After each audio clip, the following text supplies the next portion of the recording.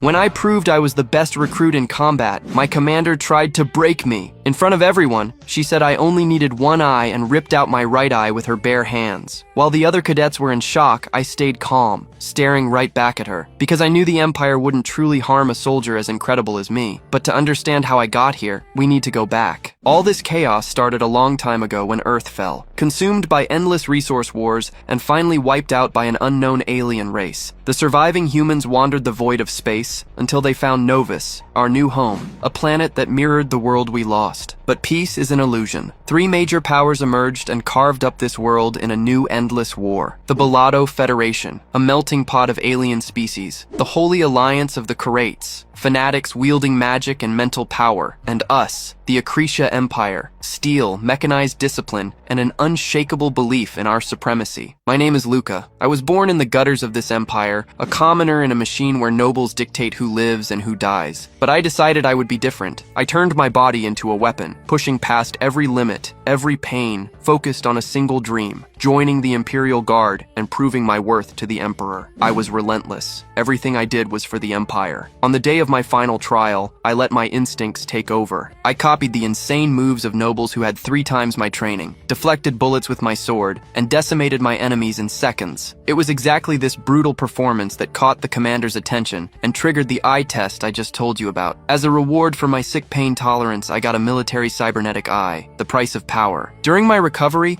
I was approached by cadet number 12, a noble prodigy named L.A. Unlike what I expected, he didn't treat me like trash. He gave me high-quality painkillers, praised my skills, and vented about how the Empire was rotten, valuing noble blood over true talent. A noble wanting to be friends with a commoner, cheering for my success. I replied coldly, saying I would surpass him, but deep down, we formed a bond of mutual respect. 2 years passed. With my new eye guaranteeing perfect and deadly shots, we were deployed on our first real mission. The commander's order was absolute: annihilate an illegal Karate outpost, no prisoners. But when we arrived, the illusion of our sacred cause crumbled to ashes. There was no army. There was no military base. It was a village. In the middle of the chaos, the flames, and the screams, I found my target. A child cornered against a wall, trembling and crying for her mother. The sword felt heavy in my hand. For the first time in my life, the Empire's doctrine failed me. I hesitated. Faking an attack, I told the girl to play dead and spared her, breaking Akrisha's fundamental rule. Before I could question my own betrayal, hell broke loose. Alay, the noble who believed in me, had half his body obliterated by an energy blast. Garita, a Karate Force user, was defending his home with his own blood. I charged at him. I dodged his magic, distorting the space around me,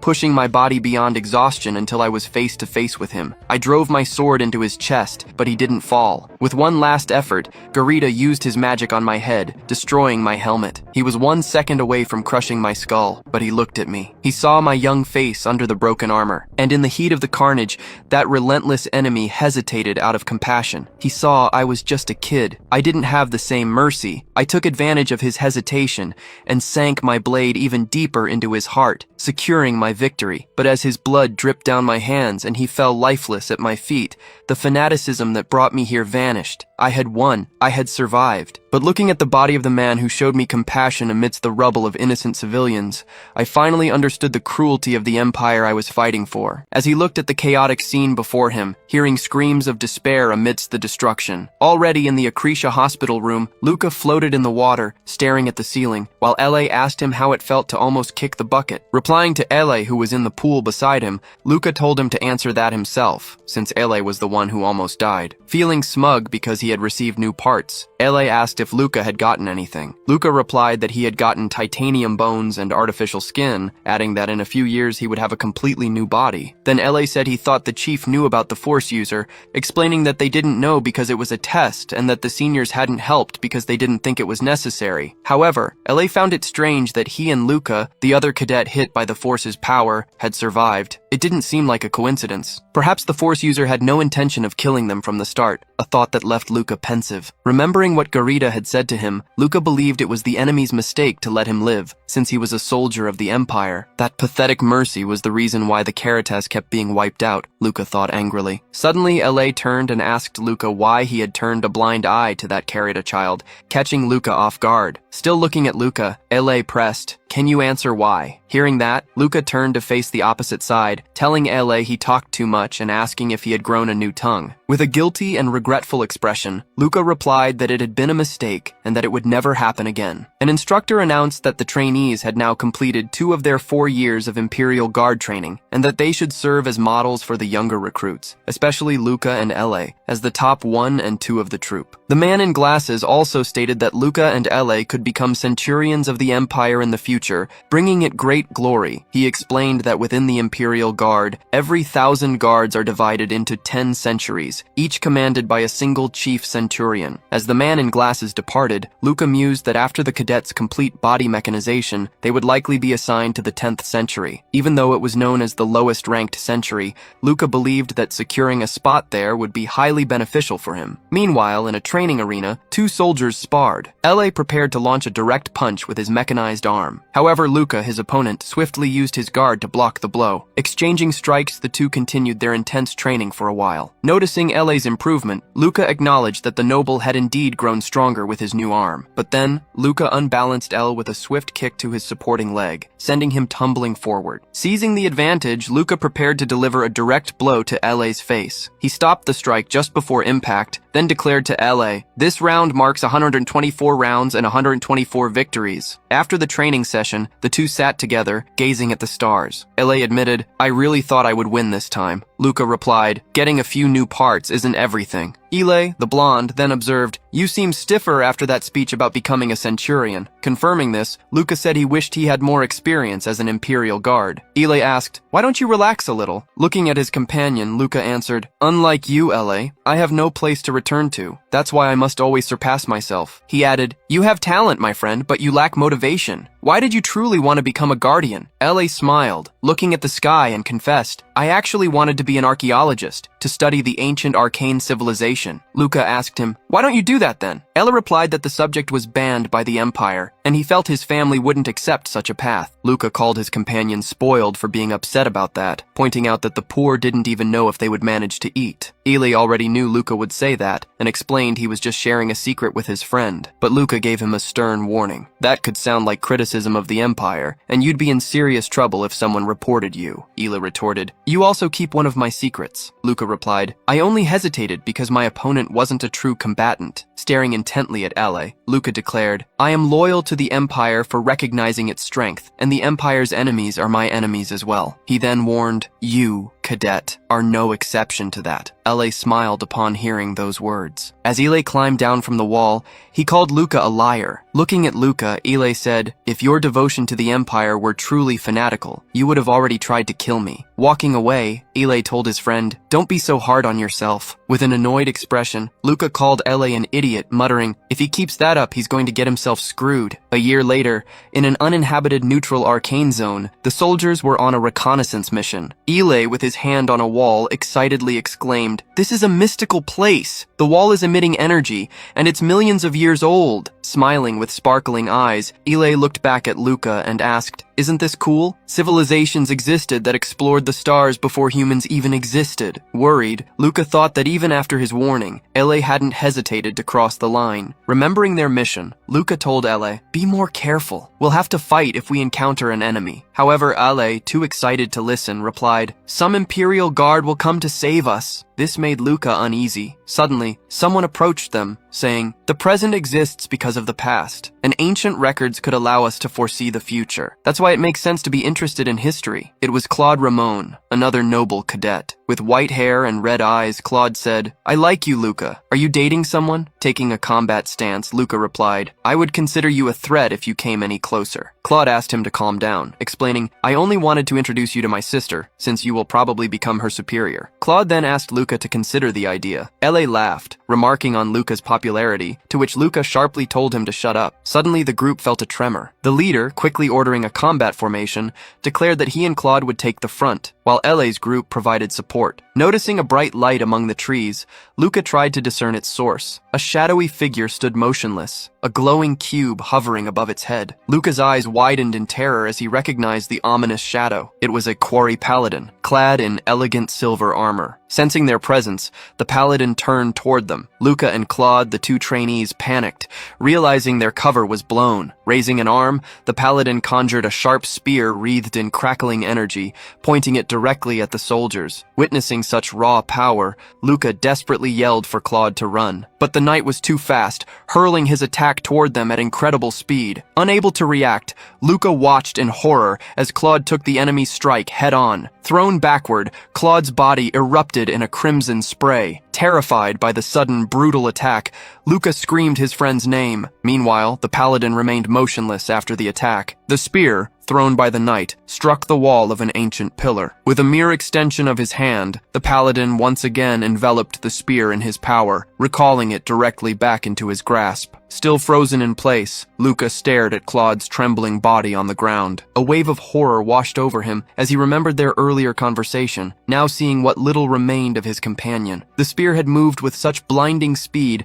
that half of Claude's body was already gone. Luca frantically tried to activate his mechanical eye, but it wouldn't respond. Staring at the paladin, whose hand remained extended, Luca silently begged for his eye to work, to calculate the spear's trajectory. Just then, a volley of gunfire erupted, directed at the knight, who swiftly conjured a shield to defend himself. It was Ile and his team, advancing rapidly toward Luca and shouting for him to regroup. Still aiming their weapons at the paladin, Ile, the blonde leader, declared it was time to fight and buy time, urging Luca not to stand still. Luca knew Ile was right. Escape was impossible. There was only one course of action. Unsheathing his red sword, Luca prepared to fight. He recalled the Imperial Guard's senior officers, knowing he only needed to buy time until reinforcements arrived. Luca and the paladin stared each other down, and the desperate race against time began. The paladin hurled his spear again toward Luca, who managed a partial dodge. The spear grazed him, tearing away half of his helmet. The knight swiftly manipulated the force, causing the spear to change trajectory and loop back toward Luca from behind. Seeing the spear rapidly approaching, Luca realized he wouldn't have time to dodge. A memory flashed through his mind, the near-death sensation, and Commander Castoria's voice declaring the Imperial Guard had no need for weaklings. Galvanized, Luca repositioned himself, drawing his sword to defend. He managed to make his blade collide with the spear, thinking he needed to attack before the paladin could make another move. With the impact, the force surrounding the spear shattered. An explosion then erupted,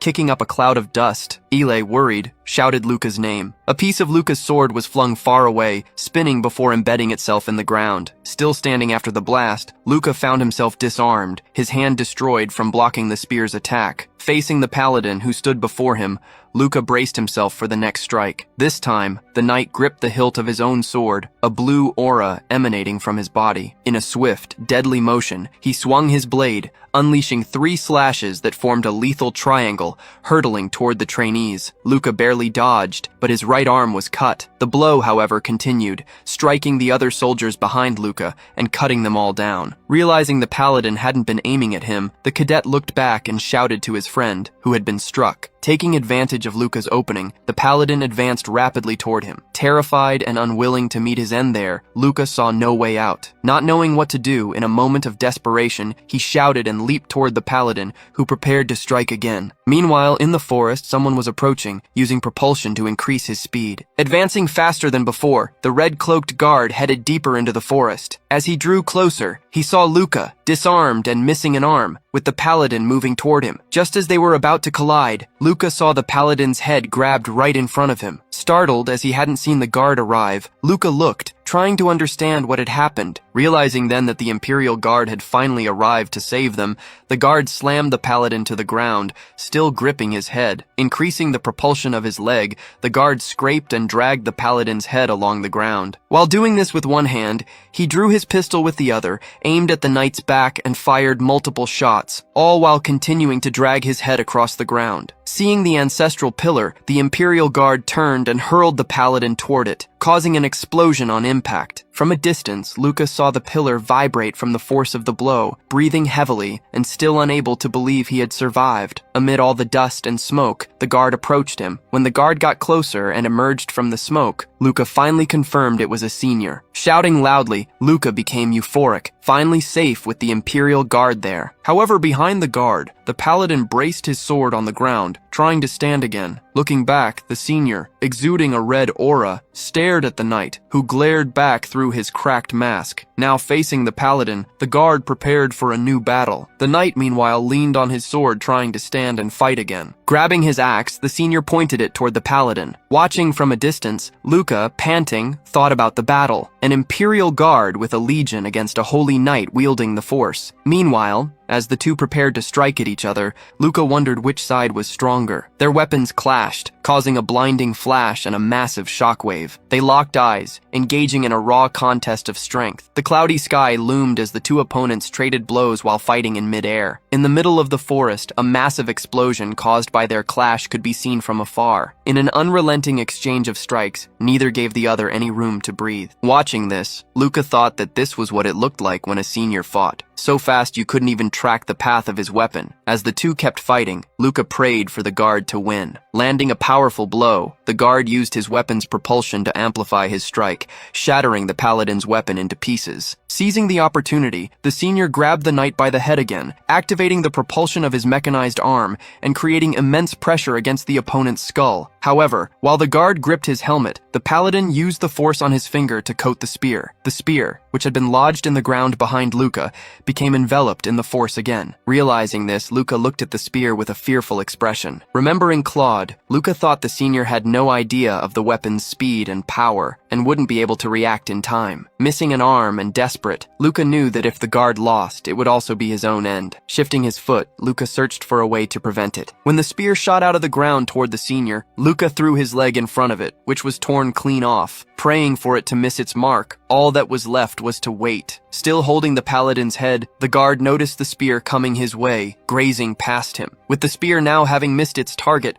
the paladin grabbed the guard's axe, channeling immense force into his hand. Seeing the paladin's intent, the guard released his weapon and clenched his fist, preparing to punch his enemy. As the paladin intensified the force in his hand, the guard hurled his fist with full power, landing a crushing punch to the paladin's head. The impact slammed the paladin into the ground, causing a massive explosion. Amid the debris of the blast, Luca lay panting, missing his right arm and leg. Too weak to move closer and see the outcome, Luca wondered who had won. Sensing someone approaching, he prayed it was the Imperial Guard. Still with his eyes closed, Luca heard the person beside him say he had done a good job. The voice said they had managed to get rid of the paladin thanks to Luca, then asked if Luca had any wounds on his abdomen. Luca replied that he had been wounded while trying to dodge the paladin's forced slash. The guard then offered to help him back to base. Looking at the guard, Luca was both shocked and disturbed. This was Legion, a full-body mechanical armor designed to remove all unnecessary parts for combat, transforming its wearer into the ultimate weapon. It was every trainee's dream to receive one. As the guard extended his hand, Luca noticed he had no head. Luca then wondered if the guard was alive but without a brain, questioning whether he was a machine or a human. With an eerie voice, the guard, who hadn't realized it yet, tried to find his head, wondering if it was truly gone. Upon realizing his head was missing, the guard let out a desperate scream, then fell to his knees, showing no sign of life. Seeing this, Luca wondered if he had been trying to become such a monster all along. Looking at his own body, Luca noticed he was trembling and cold, wondering if he would survive until help arrived. Lying on the ground with the lifeless guard's armor beside him, Luca wondered if this was the last thing he would ever see. However, someone approached and asked Luca if he was okay. It was Lei, who had also survived the paladin's attacks and had come to find his friend. Luca asked his companion Lei about the others. Lei replied that everyone else was dead except for the two of them. Sitting next to the fallen guard, Lei, the blonde, asked Luca how bad his injuries were. Luca replied that he would meet his end soon. Still lying down, Luca asked Lei what he planned to do now, surprising his friend with the question. Luca also said that the life he always wanted was right in front of his eyes, while Lei just listened and said nothing. Looking toward the horizon, Luca told Lei that what he desired could not be achieved within the Empire. Sweating cold, Luca said that if that was truly Lei's wish, he should go to Karate or Balado to fulfill his dream. Still without answering, Lei heard Luca add that as soon as reinforcements arrived, they would have to return to the Empire, so Lei should hurry. After a short while, Lei stood up, panting and losing his strength. Luca looked at Lei, who was walking toward the forest. He thought any citizen of the Empire would envy Lei for having a family like his. Remembering that night they had watched the stars, Luca thought he couldn't understand Lei. However, when Lei spoke about his dreams, that was when his eyes shone the brightest. So, from the bottom of his heart, Luca hoped Lei could live the way he wanted, then closed his eyes. Suddenly, Luca felt someone pressing a cloth against his severed arm. When Luca opened his eyes, he saw it was Lei and asked what that idiot was doing. Smiling, Lei said that seeing the way Luca was acting had made him worry whether Luca would actually die there. He added that he couldn't live with a clear conscience if Luca lost his life that way. Luca sighed, thinking Lei was an idiot, as he saw the rescue craft approaching them. Sometime later, Luca was sitting, focused on reading a comic book about the invasion of a starship. Then, Lei arrived by surprise, asking if Luca was looking for new parts, which startled him. Pointing at the magazine, Lei recommended the F-24 model, explaining that it adapted quickly and was much better than what Luca currently had. Luca closed the magazine, placing it on the seat. He looked at his friend and told him to stop scaring him like that. Lei immediately apologized. After returning to the Empire and receiving treatment, Luca was investigated by various departments. They questioned him about the incident where 3 cadets and a guard lost their lives, an event they dubbed the encounter with the Carita Paladin, but that was merely Luca's assumption. In truth, Luca had been called in for other reasons. Lei mentioned that an artifact had been found at the scene. Remembering the incident, Luca recalled the floating cube near the Paladin and suspected it was the cause of everything. Looking at Lei, Luca asked who would collect the artifact. His friend replied that he'd heard they sent a team of specialists. Then, with a tense expression, Lei explained that if the Alliance refused to hand over the artifact and the site, a great war would break out. If the Empire fought against the Caritas, Balada would benefit without lifting a finger. That was why several smaller, less damaging battles were already taking place. But Luca cut him off, saying he didn't want to hear about politics. He just wanted to take orders and fight. That was what a member of the Imperial Guard should do. Luca remembered reporting about the senior who lost his head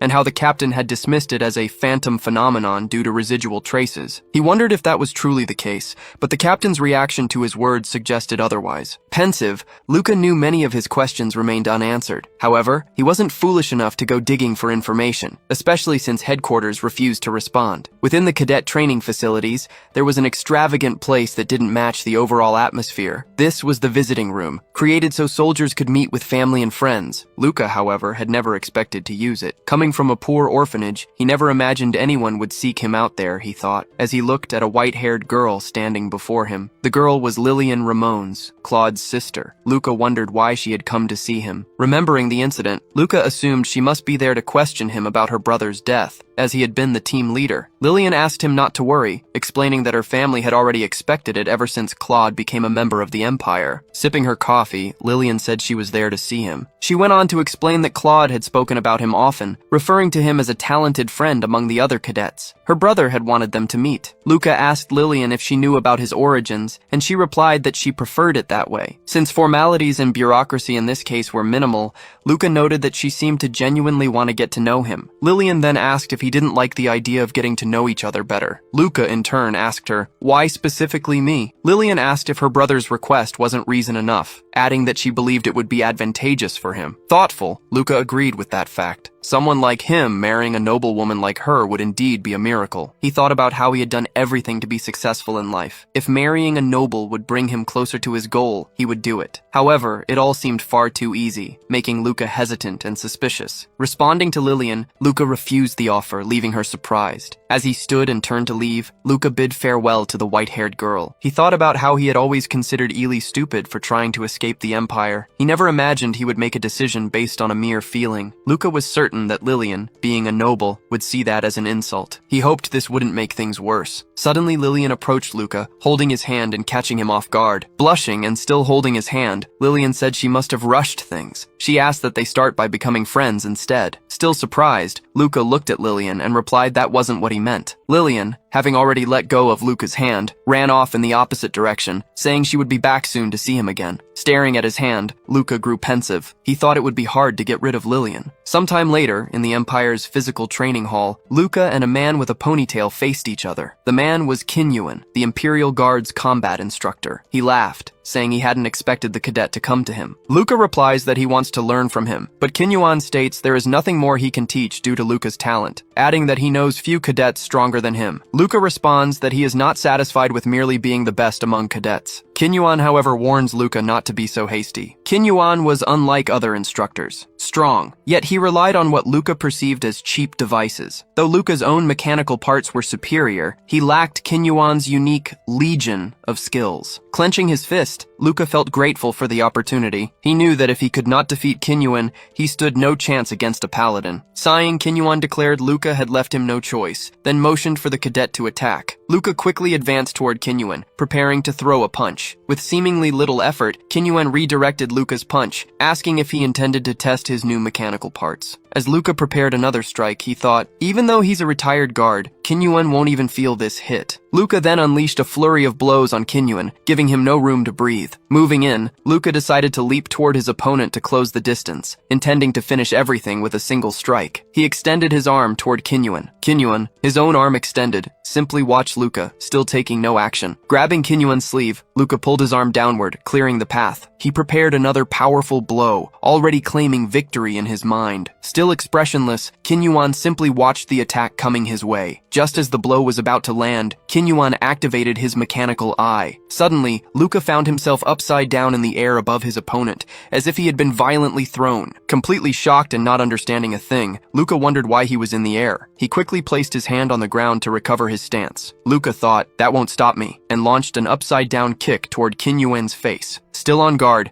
Kinyuan swiftly grabbed Luca's foot and ankle mid-kick. Then, in a split second, Luca was thrown again, sent flying far away. He bounced several times on the ground before finally coming to a stop. Looking fearfully toward Kinyuan, Luca wondered what on earth had just happened. Approaching Luca, Kinyuan stated that besides failing to gauge his opponent's strength, Luca had also gotten distracted during the fight. Looking down at Luca, who was still lying there bewildered, Kinyuan asked, "Why are you in such a rush?" Luca realized that from his point of view, his first attack should have landed squarely on Kinyuan's chin. However, the moment Kinyuan touched his arm during the attack, Luca's body had been stunned. It was as if he had lost control. The kinetic energy of his own strike had been redirected back into him. Luca then asked Kinyuan what that move was. Kinyuan replied that it was his personal defense technique. Quickly rising from the floor, Luca eagerly asked Kinyuan if he could learn that technique. With a trembling hand, Kinyuan looked at Luca and asked if he truly wanted to learn it after ending up in such a state. Kinyuan also added that cutting corners always comes with a price to pay, as a trickle of blood dripped from his hand onto the floor. Once again, the two were seen in the arena, now facing each other while sitting. Kinyuan then asked Luca what he had learned from the battle. Luca replied that he had been lured in and lost control of his body. Kinyuan explained that this was the RC's combat method. Luca then asked if that method was not typically used by bandits. Luca suggested it should be implemented into military standards, but Kinyuan replied that the method had 3 problems. Luca asked if one problem was its difficulty to learn. Kinyuan agreed, praising Luca, and then mentioned a problem related to the brain. Again, Kinyuan agreed, but stated that Luca could not know the last problem just yet. Luca declared that in the future, he would try to learn it. As Kinyuan stood up, he told Luca it was not his decision to make, then asked if Luca knew how much money had been invested in him. Luca also stood up, attempting to answer, but Kinyuan interrupted him. The instructor then told Luca to respond, explaining that training that technique inevitably caused brain damage, and asked if Luca could then swear never to use it. Looking at Kinyuan's back, Luca knew that if he lied, Kinyuan would know. Luca admitted he couldn't swear it, but promised to try his best not to use the technique. This made Kinyuan smile. The instructor turned, still smiling, and placed a hand on Luca's shoulder. He told Luca he liked his honesty, which surprised the soldier. Suddenly, the instructor swept Luca's legs. Before Luca could react, he was on the ground. Walking to the other corner of the ring, Kinyuan told Luca to always anticipate attacks from now on. Only then, he explained, would Luca be ready for any situation. Luca, looking at Kinyuan, started to ask, "Does that mean—" Kinyuan stared back, cutting him off. "Get up quickly," he commanded. "I like those who learn fast." After a while, L.A., concerned, asked Luca if he was sleeping well. Luca's friend looked at him with a tired face and huge dark circles under his eyes. As the two walked down a corridor, Luca replied to L.A. that he had just been busy. He thought to himself that it had been a month since his training with Kinyuan began, but Kinyuan hadn't taught him anything directly. Instead, the instructor had told him to observe and learn on his own, explaining that Archi combat was different and utilized the user's abilities to their maximum potential. It was a superior form of combat, using every weapon in one's arsenal to create the most efficient method within seconds. It was, essentially, a way of using the mind. Meanwhile, Luca asked how L.A.'s mission went. LA replied that it had been nothing special. Still walking, LA mentioned that recent missions had been easy. Luca suggested the Alliance must be being careful. Luca then asked LA if that wasn't the reason the commander wasn't around. LA replied that he had heard from his family about it. Luca then asked if it would take at least a rebellion for the commander to be deployed. LA confirmed it. Luca looked alarmed. LA, however, said he didn't know many details, only that a group had planned a rebellion. Irritated, Luca called the group stupid for attempting a civil war in the middle of a conflict against the Alliance. LA then warned that if they made the foolish mistake of ignoring such problems, they would end up rotting from the inside. Hearing that, Luca pinned LA against the wall and prepared to punch him in the face. In a threatening tone, Luca told LA he would overlook his wish to leave the Empire, but not his becoming an enemy. Scared and breathless, LA said he had also passed the guard's attitude test, but believed it was important for the Empire to know about this. He pleaded with Luca to calm down. Releasing LA, Luca told him not to say suspicious things, as he didn't want to see LA's name on the rebel list. Smiling, LA asked Luca to relax and, as a gift, offered to pay for his meal over the weekend. But without looking at LA, Luca said he already had plans and told his friend not to talk to him because it was irritating. Still in the hallway, LA asked Luca if his plans were with a girl, but Luca simply told him to leave. Sometime later, in the lower sector of Akricha, Luca and Kinyuan both expressed feeling nostalgic about being there again. Luca said that ever since becoming a soldier,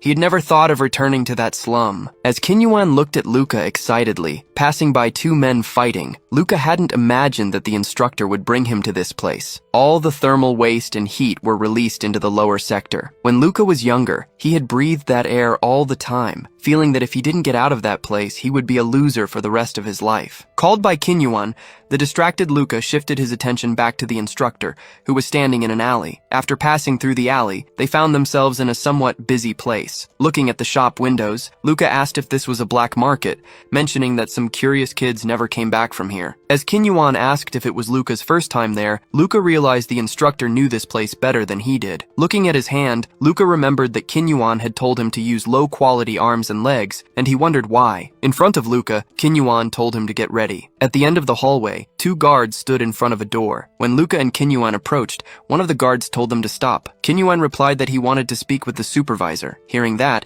the guard asked if Kinyuan knew Aleph, the boss of the place. Kinyuan said no, he just wanted to see him. The guard then drew his pistol and pointed it at Kinyuan's head, asking if he was crazy. Kinyuan simply smiled at the situation. Meanwhile, Luca quickly moved in and took the guard down. Still falling, the guard, not understanding what had just happened, looked up and realized it was the boy. As they finally hit the ground, the other guard turned toward them. However, Luca had already disarmed the guard on the ground and was pointing a gun at him, telling him not to move. With a smile, Kinyuan asked the nervous guard if he understood the situation now, then told him to bring Aleph quickly. The two guards then threw their weapons to the floor. Looking at Kinyuan, Luca asked what he would have done if Luca hadn't been fast enough. Kinyuan replied that he would have found another way. Meanwhile, Luca looked around and asked what this place was. Smiling, Kinyuan answered, saying this was the hottest spot in the Empire, which left Luca confused. Seeing Luca's confusion, Kinyuan, still smiling, told him this was the Colosseum. Inside, two guards stood in front of a closed room. Inside the room, Luca and Kinyuan sat across from three other men. A fat man in a suit sat in front, while the others stood behind him like bodyguards. Facing the fat man, Kinyuan pointed at Luca and asked him to put the boy in the match. Kinyuan added that it was fine if Luca died fighting, and Luca then understood why he needed low-grade equipment. While listening, the fat man took a drag from his cigarette. Unexpectedly, the fat man flicked the still-lit cigarette toward Kinyuan. Quickly, Luca caught the cigarette that would have hit Kinyuan's chest, while Kinyuan stood still without reacting. Meanwhile, they noticed the two guards were pointing their guns at them. The fat man then said they misunderstood, claiming he only called them here because it would be easier to get rid of them. Analyzing the situation, Luca knew this was a bluff. If the fat man hadn't wanted to hear them out, he could have gotten rid of them long ago. And now, 3 guns were pointed at them, not counting the 2 guards outside. Thinking about what he needed to do first, Luca kicked. He flipped the table toward the fat man, using it as a shield, startling and surprising the fat man and his bodyguards. As the table shattered, Luca charged toward his enemies. Luca then put the fat man in a chokehold, disarming him. With the fat man's gun, Luca aimed at his bodyguards, quickly landing a shot to the head of each one, taking them down. Hearing the shots, the guards outside stormed into the room to see what had happened. But Luca was already on them with his gun aimed, sending those two to a better place as well. However, this was all a simulation created by Luca's mechanical eye. Qinyuan then asked about the former owner of the place. The fat man then asked if Qinyuan knew Tora, explaining that Tora was caught rigging matches and after that he was done for. Qinyuan said it was a good deal since the fat man took down Tora and took over the Colosseum. This was normal as Tora had done the same thing. Getting closer to Qinyuan, Aleph pointed his gun at Qinyuan's head, asking how he knew so much. But this time, with a serious look, Qinyuan told Aleph to calm down unless he wanted to visit Tora in the afterlife. Hearing that, Aleph became startled and afraid. Then, telling his guards to lower their weapons, Aleph sat back down. Awkwardly adjusting his glasses, Aleph asked if all Qinyuan wanted was for Luca to join the match. Analyzing Luca, Aleph said Luca's body wasn't built for combat and that he would be destroyed quickly. Aleph then agreed to put Luca in the match but wanted something in return. So Qinyuan offered Tora's safe, saying that he knew its location and that Aleph had Tora's eye. Aleph, now worried, wondered who Qinyuan was and why he knew so much. Smiling, Qinyuan said he was merely a spirit from the past and that Aleph didn't need to worry. Aleph offered Qinyuan VIP treatment, which Qinyuan accepted, then requested that they put Luca against their best fighter. Looking at Qinyuan, Luca realized he still had much to learn from the instructor, someone who could take control of any situation without moving a muscle. Already in the Colosseum's waiting room, Qinyuan stared at a tablet. He reminded Luca that the fight was in 2 hours, and Luca asked him what was inside the vault. Qinyuan replied that the contents could change Aleph's life, adding that he would explain more to Luca after his victory. Showing Luca the tablet, Qinyuan revealed his opponent was Gabriel, the Iron Fist. Qinyuan warned that Colosseum fighters didn't care about the future and would use anything to win, reminding Luca that he might not be able to take even one direct hit. Looking at Luca, Qinyuan told him to pay attention, as he was about to explain the foundation of the RC's combat method. Relaxing his hand, Qinyuan told Luca to be satisfied with what he had. Hearing that, Luca said he had learned that satisfaction meant losing, but Qinyuan replied, "Water doesn't break, it changes shape." Qinyuan then said he had been watching Luca since his first exam, and with Luca's potential, seeking him out had been the right thing to do. Luca said Qinyuan was just buttering him up. Qinyuan placed a hand on Luca's shoulder and agreed. Smiling, Qinyuan said this could be the last time he would see Luca. Luca returned the smile as lights illuminated the main arena. As Luca walked toward the arena, the announcer introduced him as bold for challenging Gabriel in his very first fight. He mocked Luca, saying the boy was still drinking from a baby bottle and calling him "good boy," a nickname Luca found awful. As Luca passed through the crowd, he heard many boos and people asking who had let him in there. Looking around, Luca saw several spectators excited to see him get destroyed. Ignoring all that, Luca kept walking toward the arena, contemplating humanity's dark desires. Stepping into the arena, Luca knew they truly wanted to see him destroyed. That was actually a good thing, because he finally felt like he was back home. Pulling down his hood, Luca decided to show those losers what he was capable of. Remembering his childhood, Luca recalled he had never felt full when he was younger. Twice a month, an imperial officer would send supplies to the orphanage, but the owner always sold more than half. For the children in the orphanage, hunger was normal, but even hungry, Luca never stopped training. He always read every book, even the old and dusty ones, and trained his body using weights made of stone. While doing that, the other children would ask if he was stupid, claiming it would only make him hungrier. Staring at the other children, Luca declared that if he was hungry, he could get more food by using his strength. The strong destroy the weak. Luca understood that rule well. It was normal for the strong to be full and the weak to be hungry. While the other children cried after getting beaten, they would tell Luca he was a poor child just like them and shouldn't act that way. At the end of the day, Luca was just another member of the lower levels. Still eating and ignoring what the children said, Luca thought he didn't need to listen to the crying of the weak. At 12, Luca's name was placed on the list of potential Imperial Guard trainees, and at 15, he officially became one. Thinking that those children had no idea what his life was like, Luca hoped never to see those losers again. For most of his time as a trainee, Luca had forgotten that place, and thought he would never set foot there again. Standing in front of his opponent, Luca heard the crowd chanting Gabriel's name. With a smile, Gabriel said that for them to put a kid as his enemy, Aleph must have used something really good, but being paid was what mattered. As Luca analyzed Gabriel, he noticed that Gabriel's body was completely asymmetrical and unbalanced. Gabriel's parts came from different factories, and the skin in contact with his armor suffered from constant inflammation. Still, Gabriel was powerful. His body had been modified solely to become stronger, Luca thought as he stared at him. Standing close to Luca, Gabriel said Luca wasn't bad looking, and asked why he didn't serve him that night. Smiling, the cadet retorted that Gabriel would indeed need a servant, because he would be utterly destroyed that night. Hearing that, Gabriel became extremely irritated. As he headed to his side of the ring, the Iron Fist declared he would beat Luca so badly that Luca would beg to be his servant. A man with a microphone in hand started the show, announcing that the world of Destroy or Be Destroyed was about to begin. Meanwhile, Qin Yuan watched from the stands. With everyone's attention fixed on the arena, Aleph announced that the massacre was about to start. Luca, his fist clenched, knew that judging by Gabriel's modified body, he couldn't take even a single hit, or it would cost him his life. Just then, Gabriel charged toward him, preparing to punch. However, Luca dodged the attack, causing Gabriel's fist to smash straight into the ground. Once again, the Iron Fist tried to land a punch, and once again, he missed. Seizing the opportunity, Luca landed a clean kick right to Gabriel's head. Gabriel laughed, looking at Luca, and asked if that kick was supposed to tickle. Luca, excited, thought that if he had his real armor, Gabriel would have exploded from that kick, as he backed off to put some distance between them. Looking back, Luca realized he couldn't keep running. The arena was too small. Gabriel attacked Luca several times. Luca dodged them all, knowing each strike was lethal, yet his own attacks caused no damage. Luca also knew the audience wasn't rooting for him, but against him, with everyone shouting for him to be destroyed quickly. Recognizing his disadvantage, Luca wondered what Qin Yuan wanted him to learn here. Then Luca remembered the instructor's words. No matter how little he had, he must fight with it, without complaining. Looking at Gabriel, Luca recalled that the teacher had taken his good armor, but not his eyes. That meant Qin Yuan expected him to win not only through brute force, Luca thought, as Gabriel attacked again. Arki's combat consists of using everything at your disposal to its maximum potential, Luca thought, activating his mechanical eye. Analyzing the situation, Luca saw that Gabriel's fists were like cannons, triggered by a mechanism in his shoulder. However, they were slow compared to a real weapon, and their trajectory was obvious, even as he watched the strike coming his way. Realizing what was happening, Qin Yuan was surprised. A smile appeared on his face as he said Luca was a genius. Remembering Luca's exam, Qin Yuan said Luca had already experienced Arki's combat before through his own talent. Qin Yuan urged Luca to show his potential. Meanwhile, Luca dodged all of Gabriel's strikes, steadily advancing toward him. Unable to land a hit, Gabriel became nervous. The furious crowd screamed for the Iron Fist to finish Luca off, not to lose to a child. Luca, feeling his focus sharper than ever, realized he could predict all of Gabriel's attacks. Remembering what Qin Yuan had done to him, he wondered if he could replicate it now. Placing his hand on Gabriel's mechanical arm,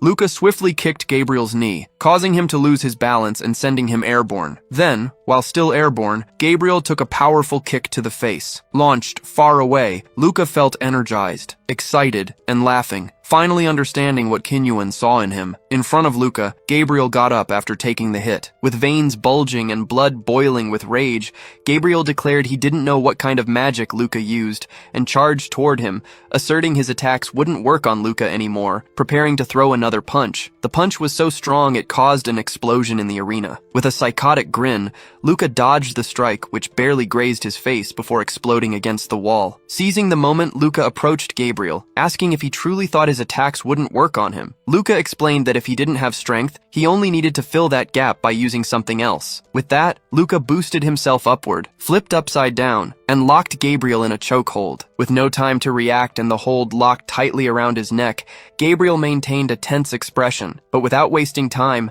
Luca twisted Gabriel's neck, snapping it, and finally winning the fight. As Gabriel's body was still falling, the unharmed Luca landed in the arena. Seeing the shocked audience, Luca told them they could keep waiting for his defeat forever, but he would keep climbing to the top. Meanwhile, Gabriel's body lay on the ground behind Luca. Pulling up his hood, Luca thought he was only able to focus like that because he was in a controlled environment. Still with the audience in stunned silence, Luca walked toward the exit of the arena. Luca, bored, admitted that Qin Yuan was a good instructor. Qin Yuan, who had been waiting, praised him. With his arms crossed, Qin Yuan welcomed Luca to his initiation into RC's combat, and Luca acknowledged he had learned a lot from the fight. Qin Yuan extended his hand, asking Luca to take what he was offering. Luca took it, saw it was a credit chip, and asked if he was being paid for the fight. Kinyuan replied no, explaining it was for Gabriel's treatment. He added that while generosity was good, it shouldn't make one a fool. Luca stated he wanted to be a soldier, not a good Samaritan, but Kinyuan called him naive about relationships. In a serious tone,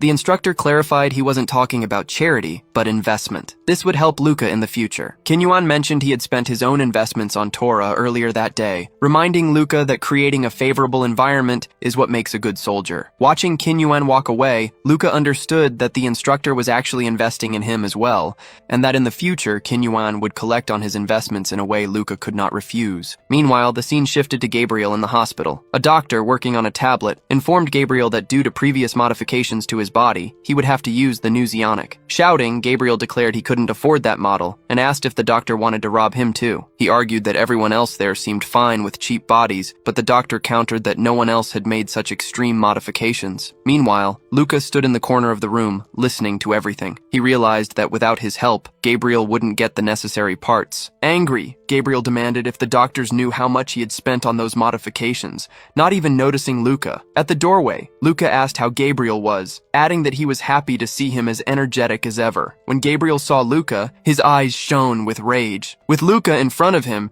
Gabriel shouted that he would destroy him, no matter what. Getting closer to Gabriel with an intimidating expression, Luca reminded him that he had warned him he'd destroy him in their fight. But then, Luca remembered Kinyuan's advice, realizing he was going too far and should hold back. Walking over to the doctor, Luca asked about the Zionic model he had mentioned. He showed the credits on his chip, asking if that amount was enough, and the doctor confirmed it was. Not understanding what was going on, Gabriel asked what Luca was doing. Luca replied that he was paying for Gabriel's medical expenses. Still confused, Gabriel asked why. Hearing Luca say he just felt like it, Gabriel remarked that the nickname Good Boy fit him perfectly. Then, struggling with his own pride, Gabriel understood this was the mercy of the victor. He asked Luca for his name, and Luca confirmed it. Then, looking at Luca, Gabriel said that if Luca ever needed his help, he just had to ask. Gabriel added that he was in debt to Luca, a feeling Luca actually thought he liked. Back in the physical training arena of Akrisha, two people faced each other in a ring. Wasting no time, Ali rushed toward Luca, throwing a kick toward his head. Blocking the kick with his hand, Luca kept a bored expression. Then, relaxing his hand, Luca used Arki's combat to spin Ali and throw him away. After the training ended, Ali's body had clearly felt that session. Sitting next to Luca, Ali asked if he had learned Arki's combat from instructor Kinyuan, and Luca confirmed it. A bit confused, Ali asked if that wasn't used by bandits, and Luca replied yes, even if it was hard to believe. Then, Ali said he couldn't imagine beating Luca anymore, and Luca praised him for being the only trainee able to fight him. Knowing that going to the Colosseum had been very good for him, Luca smiled, and Ali noticed he was happier than usual. Ali asked Luca if he could help him with something, and Luca agreed. Then, in the visiting room of the Empire of Akrasia, Luca was irritated. Meanwhile, Ali, looking away, kept a nervous expression on his face. By Luca's side was Lillian, her red eyes staring fixedly at him. Trembling, Luca called out to Ali. Ali apologized, explaining that his family and the girls were close, and he couldn't refuse. Soon after, Lillian said she had signed up several times to visit Luca, then asked why he had been avoiding her. Luca told Lillian it was because he wasn't interested, and he thought she would realize that if he ignored her. Hearing that, Ali asked Luca to be a little nicer, but Luca told him to shut up, stating he was already irritated. Still looking at Luca, Lillian asked why he hated her. Luca replied that he had no time for women, only for his goal. Lillian asked if he wouldn't benefit from being closer to her. Luca, however, said she didn't understand, explaining that if he took advantage of her power as a noble, he could lose everything in an instant, and he wasn't aiming for that. While Ali looked down tensely, Lillian said it was strange for Luca to say that, since he was so close to Ali, who was also a noble. Luca replied to Lillian that Ali was his friend, and had nothing to do with his family. Finally, Lillian asked if Luca really wouldn't give her any chance. After finishing his drink, Luca got up, saying that unfortunately, no, and he hoped she wouldn't visit him again. As Luca left with a serious expression, Lillian and Ali remained seated in silence. Outside the visiting room, Ali called out Luca's name. As Ali approached, he told Luca he didn't need to be so cruel. Luca replied that otherwise Lillian wouldn't leave him alone. Ali then asked why Luca hated her so much. Luca said it was because he couldn't understand why Lillian liked him, and he thought she was planning something. But Ali said it made no sense for Luca to be afraid without knowing why, suggesting they could try more slowly. However, Luca interrupted him, asking if Ali liked Lillian, which left Ali speechless. Shocked, Ali asked Luca where he got that idea. Luca replied he noticed it from Ali's breathing and panic.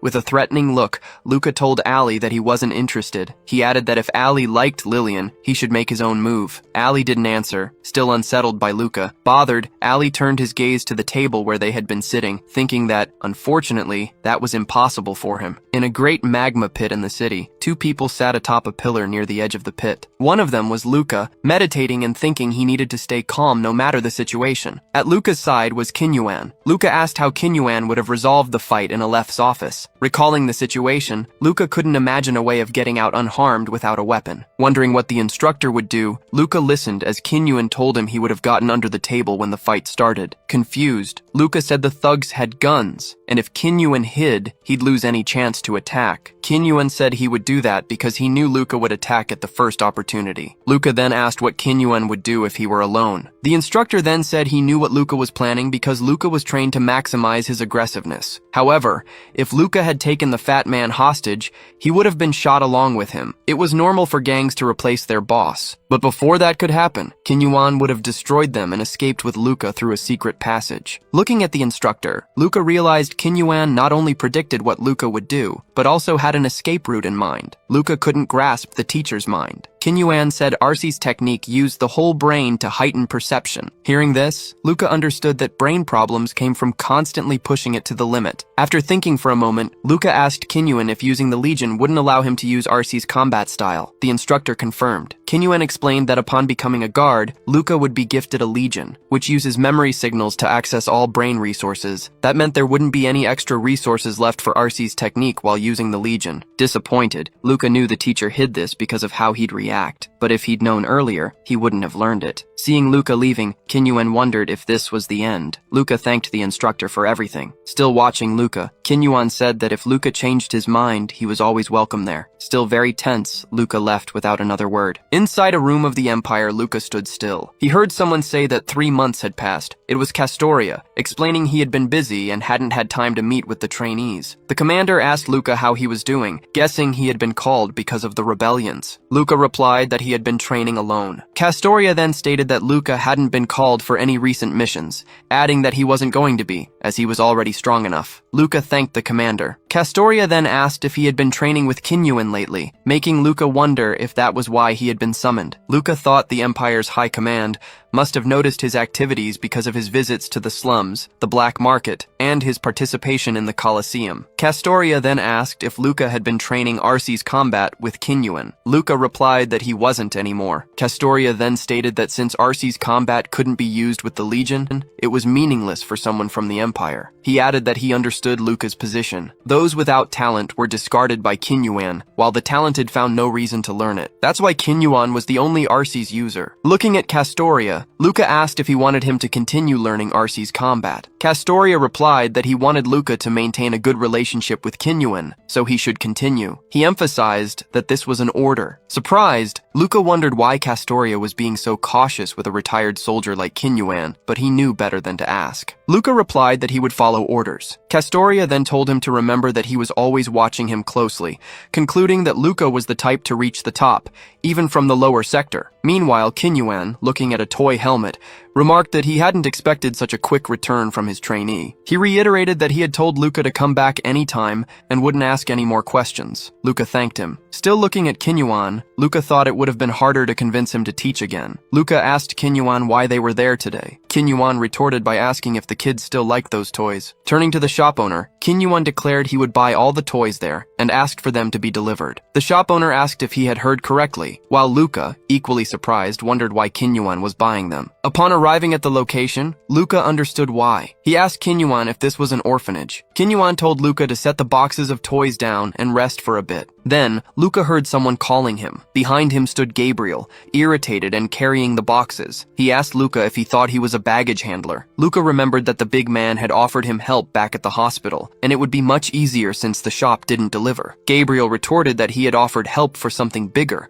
like a fight or something similar. Smiling, Luca replied that he didn't need Gabriel's help in a fight. Still looking at the bald man, Luca noticed that the implant of a new spine had slightly improved Gabriel's balance. As they looked toward Kinyuan near the door, Gabriel asked Luca who that man was. He then added that Luca should have heard of him if he was really that infamous, since even Aleph couldn't couldn't handle him. Luca told Gabriel that if he were him, he wouldn't stick his nose where it didn't belong, unless he wanted to lose his head. Looking at the place, Luca thought this was probably the orphanage where Kinyuan had grown up, which was why Kinyuan was doing charity there. Several children from the orphanage came running toward the two men. While the children thanked them, Luca and Gabriel handed out the gifts. Gabriel then grumbled that the kids were rude after one of them called him ugly. Soon, two children started fighting over one of the boxes to see who would get the gift. Seeing the scene, Luca remembered his own childhood and how nothing was ever fair. He realized you had to grow stronger to obtain things through power. While Luca was lost in thought, someone came up behind him and called his name. When Luca turned, he saw it was Kinyuan, calling him to talk alone. Leaning against a fence, Kinyuan said that from time to time, he visited the lower sector. He praised the director,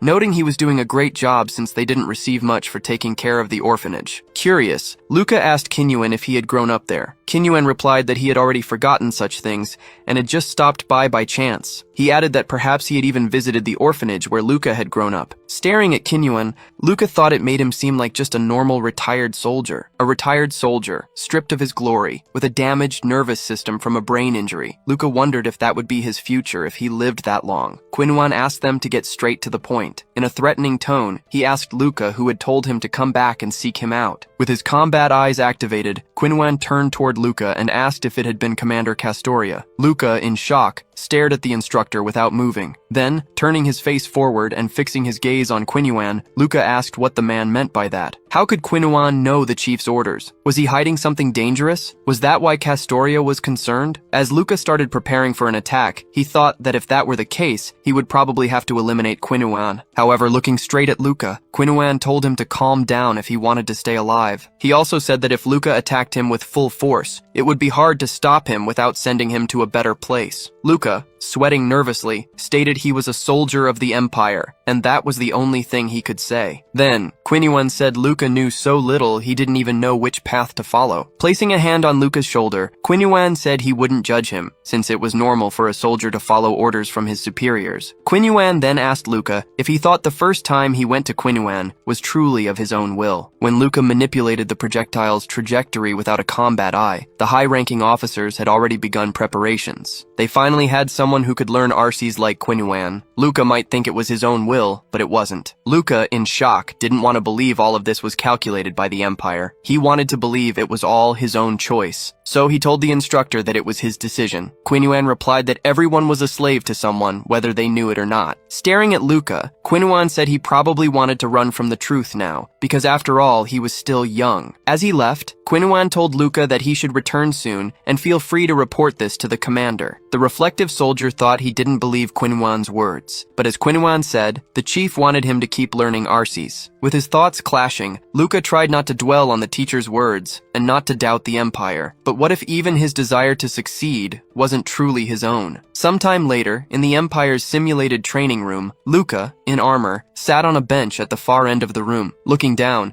he was frustrated that he couldn't report to the commander the day before. If he had, they would have put him through a psychological exam, and with the confusion in his mind, he would score lower than before. Besides, the Empire didn't forgive those with dangerous ideologies and could expel him from the Imperial Guard, sending him to a camp. Then, remembering the other day, Luca thought Kinyuan must have already known he would hesitate to report this to the chief. Soon after, a door opened, releasing smoke into the room. Then, L.A. emerged from the training room, looking completely exhausted. While panting, he suddenly caught a bottle thrown in his direction. It was Luca. Seeing his friend training, Luca said L.A. seemed different. Ella replied that he'd been working harder since losing to Luca. Ile the blonde asked if Luca had come just to cheer for a friend, saying he was happy, but Luca replied that he obviously had a request. Luca recalled that Ile once said some families bought the tests. Ile replied that it was a very serious secret. Looking at Ella, Luca asked how he passed the psychological aptitude test. Ile, staring at him, asked if Luca knew that was a very dangerous thing to ask. Sitting down, Luca said he checked to make sure no one else was around. L.A. said he wouldn't ask why, but there was a trick. It was to create a simplified version of your ego to interact with the world, hiding your real ego,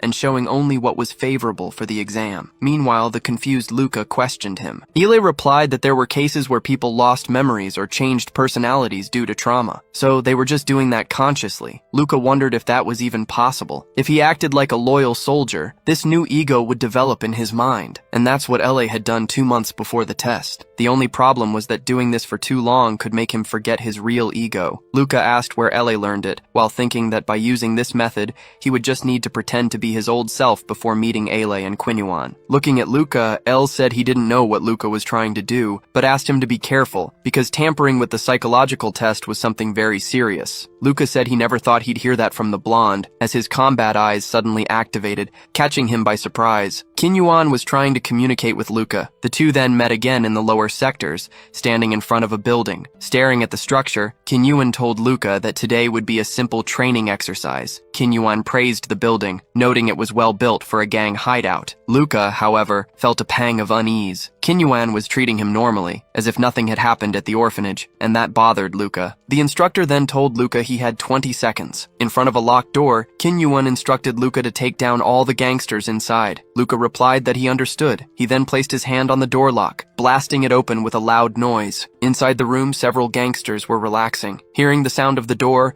one of the thugs stood up. Meanwhile, Luca was already inside, heading toward the man who stared back at him. Standing face to face, the thug asked what Luca wanted, adding that he didn't look like a customer. Calmly, Luca observed that one of the thugs was coming straight at him with a weapon. Analyzing the environment, he realized there were 3 armed thugs, one who seemed to be their leader, and someone else in the bathroom. Then, pointing his gun at Luca's head, the thug said he was unlucky for having to do this to a kid. But before he could finish speaking, he took a punch to the stomach and ended up on the ceiling, without even seeing what had happened. The other 3 thugs stared at their friend stuck to the ceiling, unable to believe what had just occurred. Meanwhile, Luca, with his fists clenched, muttered that his mind had been too troubled lately, and he was going to let it out a little. The unconscious thug on the ceiling dropped his gun. As the other thugs continued to stare at their friend on the ceiling, the gun fell toward the floor. They then stood up, ready to shoot Luca. However, Luca stretched his arm to grab the falling gun. With the weapon already in his hand, Luca quickly aimed at the thugs, firing and hitting each one in the arms, disarming them. On the other side of the room, the gang leader aimed his weapon at Luca, firing several times in his direction while cursing him. Without much trouble, Luca dodged all the shots and remarked that it was unbelievable someone so bad could be a gang leader. Then Luca aimed his weapon toward the bathroom door. The door opened, and another thug, pants down and holding a shock device, stepped out, wondering what was going on. Seeing the whole situation in front of him, he wondered what all the commotion was about. Still aiming at the thug, Luca told him to knock himself out if he didn't want to lose a few limbs. Looking at his shock device, the thug thought for a moment about what he should do. After that, a bright light and electric sparks filled the entire room. Luca stood in front of the fallen thug on the ground, saying he still felt someone's presence in the bathroom. When he entered the room, he saw the body of a woman, naked and sitting on the floor. Luca's expression changed, filling with rage. While cursing the thugs, he also noticed that the girl was tied up with ropes. Already outside the room, Quinyuan told Luca it had taken him about 12 seconds to take care of them all. Quinyuan clapped, congratulating Luca as he carried the girl out, using his shirt to cover her body. Still angry, Luca asked if they couldn't just finish those guys off, but Quinyuan replied no. Since they were outsiders, it would cause too much noise. Quinyuan told Luca he knew there were people in the world too weak to defend themselves. That woman had suffered that fate because she didn't have the strength to defend herself, and Luca had become powerful so he wouldn't end up like that. Normally, Luca would call people like her idiots, but at that moment, he couldn't feel anything except disgust. After that day, Quinyuan continued taking Luca to the lower sectors, throwing him into fights without any prior information. Quinyuan wasn't doing this to teach Luca to win, but to help him adapt to different situations by analyzing his surroundings. Even after several such fights, the instructor kept sending Luca into them without saying anything. Inside a repair shop in the lower sector, a red-haired girl in glasses and a blue jumpsuit greeted them. Quinyuan called her Gilda, asking for a cup of black coffee with a layer of oil on top. Luca requested the same, but without the oil. Luca then asked if they really needed to stop there. The instructor, Quinyuan,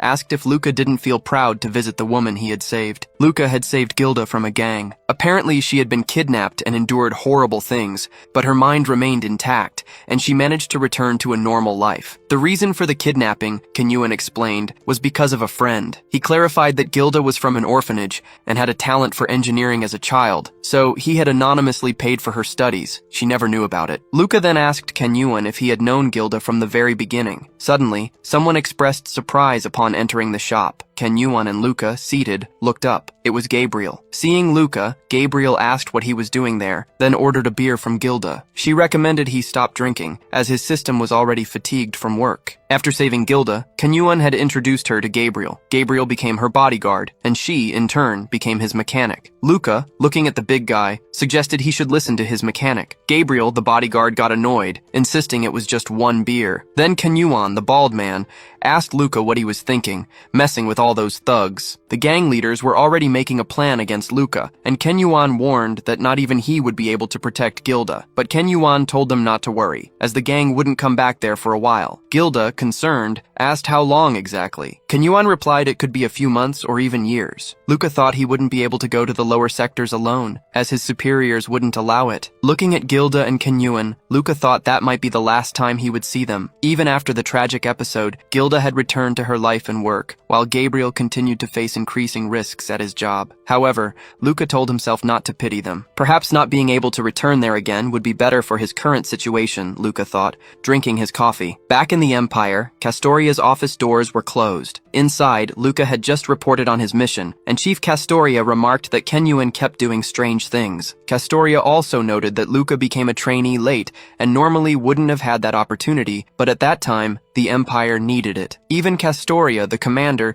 didn't truly know what kind of man Kenyuan was. When Castoria was a recruit, Kenyuan was already a key member of the Imperial Guard. Castoria assumed Kenyuan was a discreet specialist in secret operations, and Luca was surprised. Moreover, it seemed Kenyuan, the instructor, really liked Luca. Out of all the trainees Kenyuan had taken, Luca was the only one still lasting. Castoria said Luca was excellent but vulnerable to negative influences, so he would schedule a psychological evaluation for him. Nodding, Luca already imagined that would happen. With a hand on his face, Castoria said he would be frank. There were two paths for trainees with this kind of mission. Either they were eliminated to keep the secret, or they ascended to the heart of the Imperial Guard as a reward for their contribution. Castoria hoped Luca would ascend, but Luca replied that he was only following orders. If that operation ended well, Luca trusted that Castoria, the commander, would help him. Castoria had a smile on his face. Castoria then replied that if Luca's results were good, he would adopt him as his son. Luca Castoria? Sounds good, the chief said, laughing. Luca kept a surprised expression, wondering if that was real. Was it really true that Chief Centurion Castoria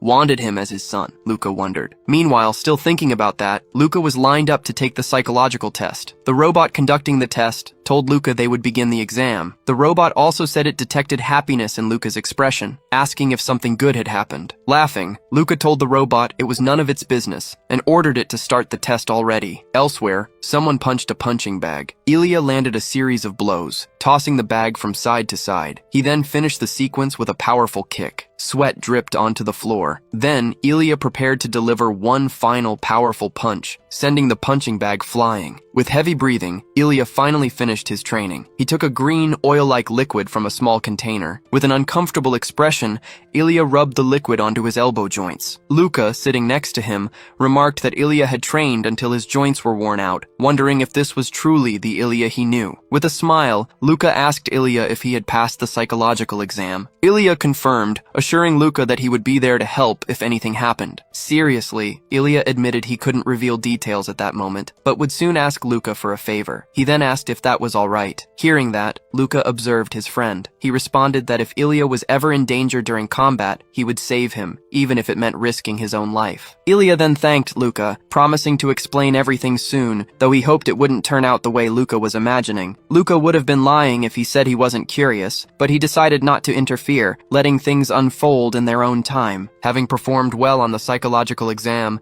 and gained the chief's trust, Luca's immediate goal was to become a member of the Castoria family. It was the only thing on his mind at that moment. Meanwhile, the commander announced the formation of a new special military order. Its purpose was to suppress rebels, and it comprised 3 families, led by the Ramones. Upon hearing the Ramones' name, Luca became startled and looked at Ilya. Remembering Lillian, Luca realized he understood the favor Ilya wanted to ask. Soon after, several soldiers boarded an army train, which then shot off at high speed. Luca then introduced himself as the leader of the 21st Army Suppression Battalion, and his subordinates quickly saluted him. High-ranking officers, Luca realized, clearly intended to use army trainees as platoon leaders, viewing the entire operation as mere training. His platoon was divided into two, totaling 27 people, with Sergeant Kodrak serving as his orders assistant. Composed largely of veterans, they knew they were being used as tools for the trainees' training. This made it harder for them to follow his orders, but Luca knew he still had to take control. Luca considered two options. The first was to leave everything to Kodrak, and the second, Kodrak, startled,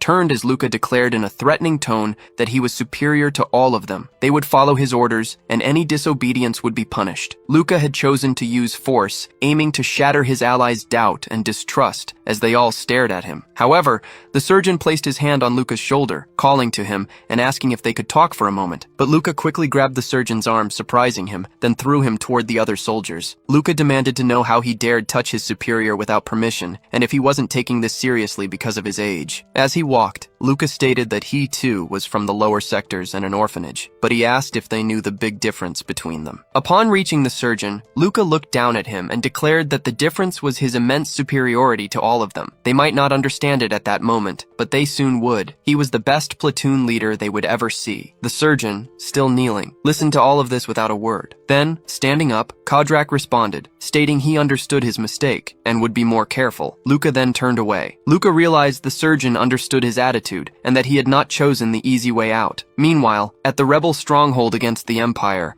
a large triangular ship approached. Inside, the rebels' suppression platoon stood in formation. With a hand on his face and in disbelief, Ile sighed upon learning that his friend had used force against one of his own platoon members. Luca then responded, explaining that if he were nice, they wouldn't respect him. In their eyes, he was just a kid. Suddenly, the lighting in the room changed, surprising everyone. A man on stage, addressing all the soldiers, announced they would skip the formalities. The commander explained that the rebels occupied an arcane civilization post, controlling all operations from there. The location was fortified by 2 walls, a high-density dome-like force barrier, and 5 arcane anti-aircraft towers. The 11th Brigade, clad in full-body armor, was tasked with destroying these towers, while the remaining forces would launch a flanking attack. Clearly, the Empire was deploying considerable power. The commander then announced that the operation would commence in an hour and a half, urging them to complete all preparations by then. Soon after, Ile and Luca found themselves outside their vehicles. Despite anticipating this, Ile wondered how their role as mere support differed from a picnic. Meanwhile, Luca explained that the Empire didn't want them to be destroyed. After a moment of thought, Ile looked at Luca. Just as Ile was about to speak, Luca cut him off, asking if he was trying to bring up the Ramones family. Luca added that even if they were close, there was nothing they could do. If Ile got involved with the rebels,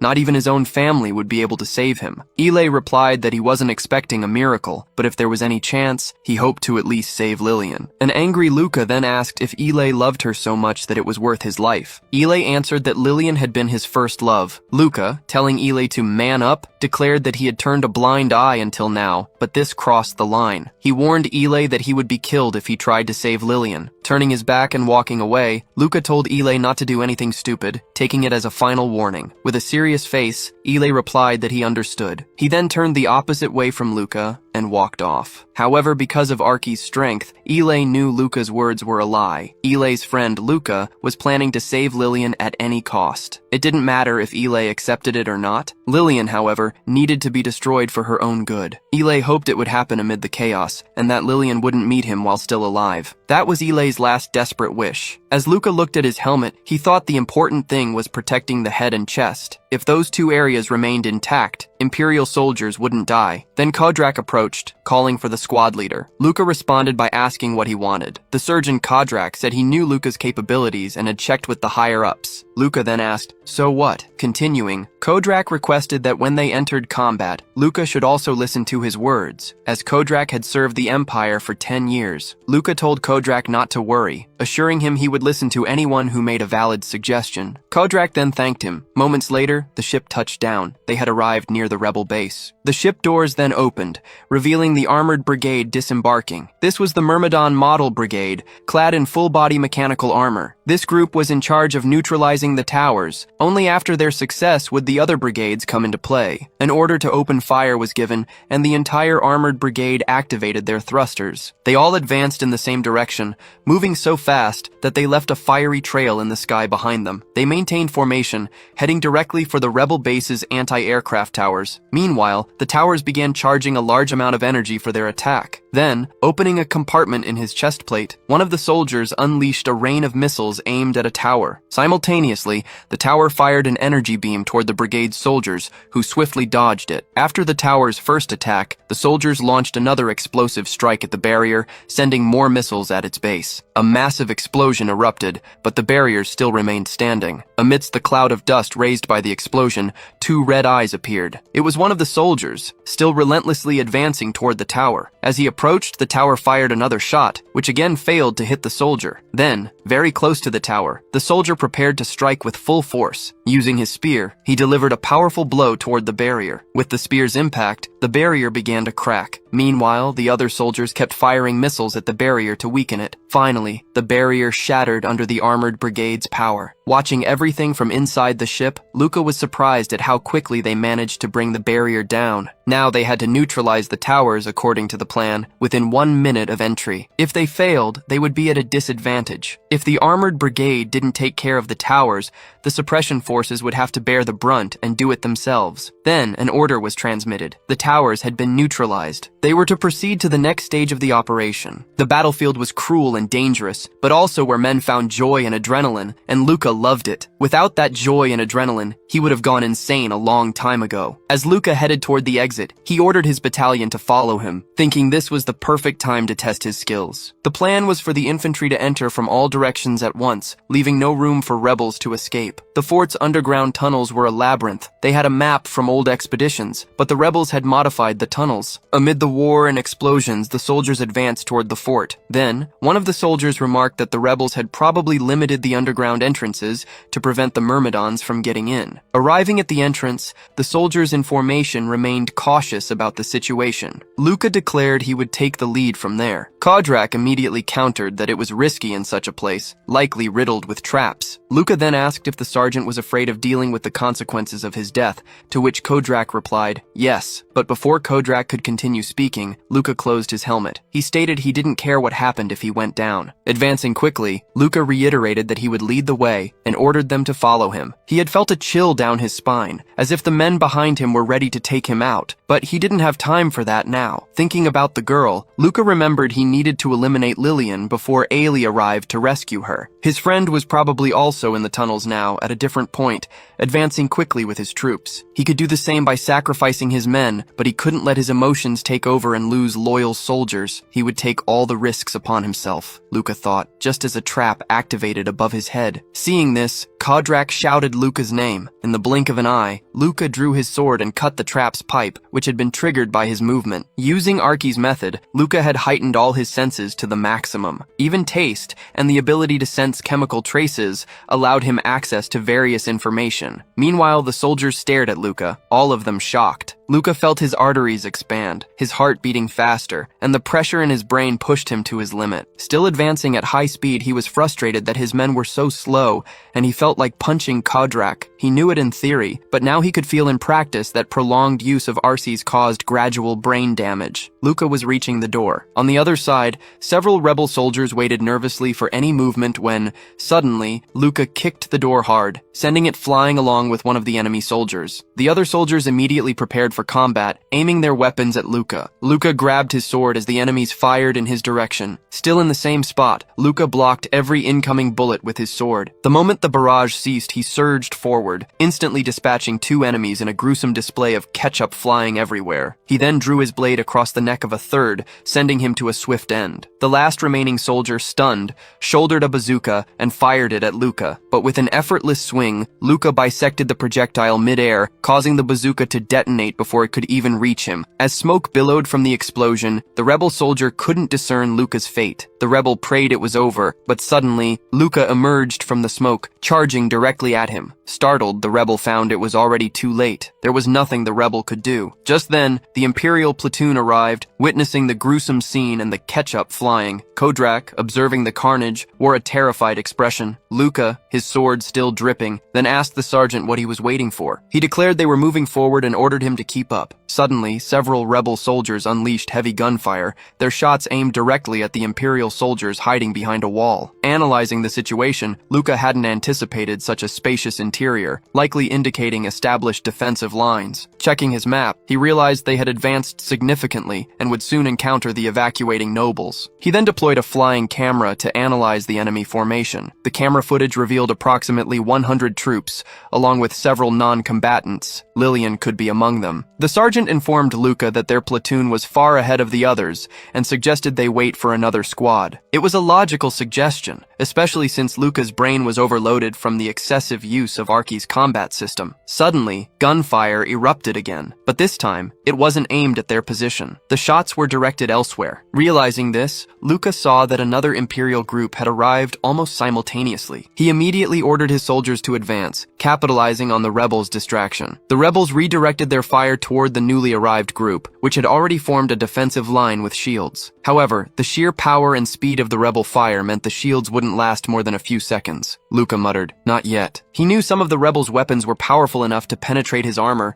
demanding extreme caution. The rebels possessed about 8 high-powered weapons, so Luca needed to wait for a moment when at least half of them were reloading. Realizing the opportune moment had arrived, Luca vaulted over his subordinates, ordering them to spread out and take cover. The rebels immediately focused their fire on Luca. Seeing their leader exposed without shields, Kodrak was startled. However, light arms fire, such as pistols and rifles, couldn't penetrate Luca's armor. Once on the ground, he drew his own weapon, targeting the rebels' truly threatening high-powered weapons. He fired, detonating them in a series of explosions. Repositioning swiftly, Luca moved into the heart of the enemy formation, preventing them from getting a clear shot. Then, with a blur of his sword, he severed 2 rebels' legs as if they were mere leaves. In this chaotic situation, Luca knew he was unstoppable. One rebel, terrified of kicking the bucket, immediately surrendered. Luca ordered Kodrak to capture all the surrendered rebels, and Kodrak promptly obeyed. Scanning the battlefield, Luca saw several Imperial soldiers' bodies on the ground. Identifying them, he realized they belonged to LA's platoon. His friend was advancing, but at the cost of his own men. He's so desperate, he's sacrificing his own men, Luca thought, seething with anger and disbelief. Luca wanted to save LA, but as an Imperial soldier, he had to choose between his friend and his mission, sacrificing one for the other. If he found Lillian, he would have to eliminate her on the spot. Luca didn't care if LA hated him, as long as he could save her life. He then told Kodrak to leave and regroup with another platoon. Kodrak, the surgeon, then addressed Luca, stating that his combat skills were shocking and that he was an excellent soldier, but not a good commander. Luca replied that if he hadn't been the commander, they would have taken more losses, and asked what the problem was. Kodrak's answer was that Luca had left his men more than once and gone off alone, which did not make him a good commander. Annoyed by this, Luca replied that he acted alone because his men were inferior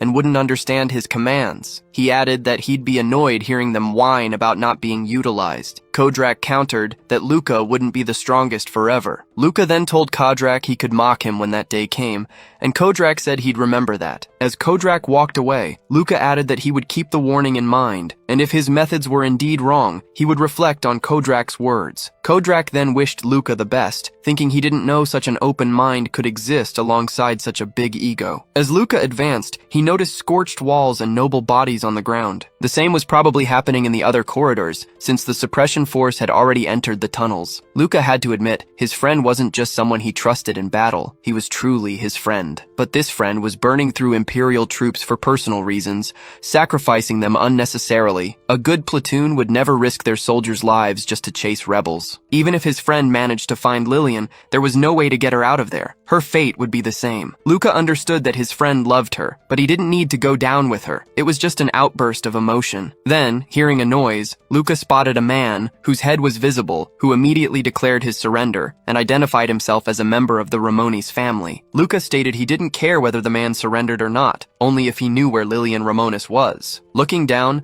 the hostage claimed he didn't know where Lillian was. However, Luca noticed the man's gaze shift as he answered, confirming he was lying. Luca grabbed the man's eye eye, making him scream and ask what he was doing. Luca then asked which way Lillian had run, stating this was the hostage's last chance. The hostage then answered that she had gone down, adding that he didn't know if there was a shortcut, as he wasn't a direct member of the family. Luca asked the hostage if he'd seen his friend. The hostage replied yes, claiming it was Luca's friend who had left him in this state, barely alive. He called Luca's friend crazy, stating they knew each other, but before he could finish speaking, Luca executed him, sending a fountain of blood into the air. Walking away, Luca rationalized that the man would have been executed anyway, so it was better to make it painless. Normally, Luca felt nothing when executing people, but today, of all days, he was a bit shaken. The screams and pistol shots were getting closer. If his friend had decided not to return, what then should Luca do? He wondered. Meanwhile, Luca stood in the middle of a room, surrounded by bodies on the floor. Despite the chaos, Luca recalled how his friendship with his friend always made him paranoid about the future. Now, however, the question of what he would do if his friend betrayed the Empire demanded an answer. Determined to face the situation, Luca stepped through a door amid fallen bodies. Immediately after, he walked down a corridor filled with slain soldiers. Upon seeing the destroyed hall, Luca immediately called out his friend's name. With his back turned, the blonde man slightly turned his head to confirm that Luca had finally arrived. At this point, Luca accused him of leading his own men to their deaths for personal desires. Right in front of Luca, the young blonde man stood protecting a small group. The intruder recognized Viggo Ramonis and his descendants, noting Lillian among them. He then confronted Luca, claiming all the destruction had happened because of her. Luca, his hand on his weapon, acknowledged that the intruder wouldn't be able to ignore the incident. The intruder then challenged Luca directly, telling him to draw his weapon. Drawing his own sword, Luca replied he would knock some sense into the intruder's head. At that moment, Luca prepared for battle, aware that despite theory, a real fight had many variables. Seeing the Ramonis family retreating, the intruder understood Luca was only buying time for their escape. For that reason, he decided he needed to eliminate the family first, even if Luca hated him for the rest of his life. That way, he concluded he wouldn't have to bear his friend's blood on his hands. However, Luca realized the intruder's intention and shouted that Lillian was now the target. Immediately, the intruder advanced, but was intercepted by a shot from his former ally, Luca. Luca kept firing to block the intruder's path. Luca explained that firearms were useless, but trajectory prediction allowed them to be used to slow an enemy down. However, the intruder revealed he had forced the amplification of his cybernetic signals before the mission to increase his speed. That meant it was impossible for Luca to slow him with that shot. The Ramonis family guards reacted, aiming their weapons at the intruder. Without difficulty, he deflected the first projectile with his gauntlet. The shot immediately bounced back toward one of the guards, startling him. Without hesitation, the attacker spun and struck the second family guard with his sword. Viggo Ramonis screamed desperately for him to stop. Ignoring the plea, the attacker's blade pierced Viggo's head without pause. With the guards out of the way, the intruder advanced directly against the father and mother, killing them. After eliminating his targets, he turned and declared that now only Lillian remained. While Luca struggled to stop him, the assassin claimed he had more than enough time to kill her. Facing Lillian Ramonis, the intruder said he wouldn't forget her until she was dead. With his sword poised, he prepared for the strike, adding that he would give her a painless death as it was the best he could offer. The young woman stared back at him and began to laugh, even with tears streaming down her face. While Lillian laughed, Luca shouted desperately at the intruder to stop. With a quick movement, Luca lunged at the warrior and pushed him away from Lillian. With that, the two fell together while Lillian watched the scene from afar. Soon, Lillian caught her breath and turned toward the confrontation. Quickly, the attacker pinned Luca to the ground, pressing the blade of his sword against his neck. Even pinned down,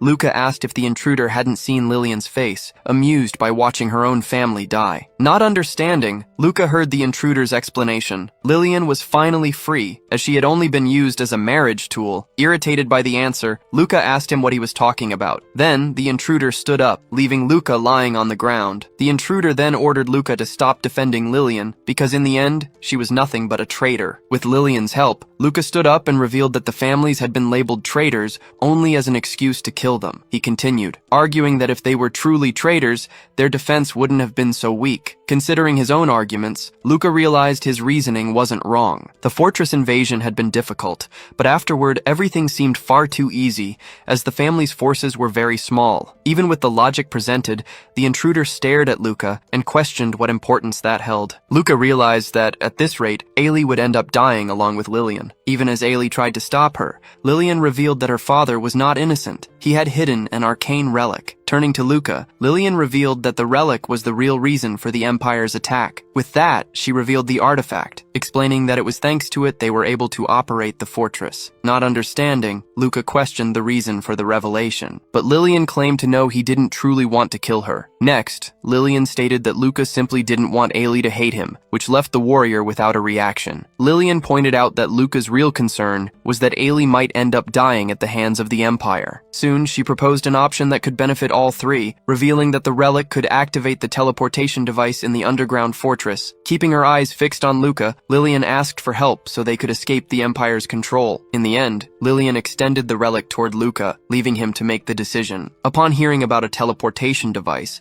Luca questioned its existence, but Lillian confirmed it was a secret escape route in the tunnels. With that, she said Luca could kill her if he didn't trust her. However, she asked for help to activate the teleport, as she also didn't want Ailey to die. Lillian then suggested they escape so Luca could lie in his report. But Luca doubted the Empire would leave such a device behind. Lillian then assured him that only the direct line of the Ramuna's family knew about the device, stating they would be safe underground. While pondering the difficult choice, Luca was aware that he didn't care about Lillian's fate. His greatest concern was for Ailey's safety, as his friend's ideas could get him killed, and it would be easy to forge his disappearance on the battlefield. After reflecting, Luca lifted his head, the decision finally made. Soon, he interrupted Ailey and demanded he promise him one thing before they continued. Luca then imposed the condition. If the teleport failed, Ailey must not get in his way, reminding him that not even Lillian wanted his death. Luca stared closely at Ailey, waiting for his promise. With that, Ailey finally raised his head and promised to keep the deal. Thus, Ailey stood and led the way down the stairs,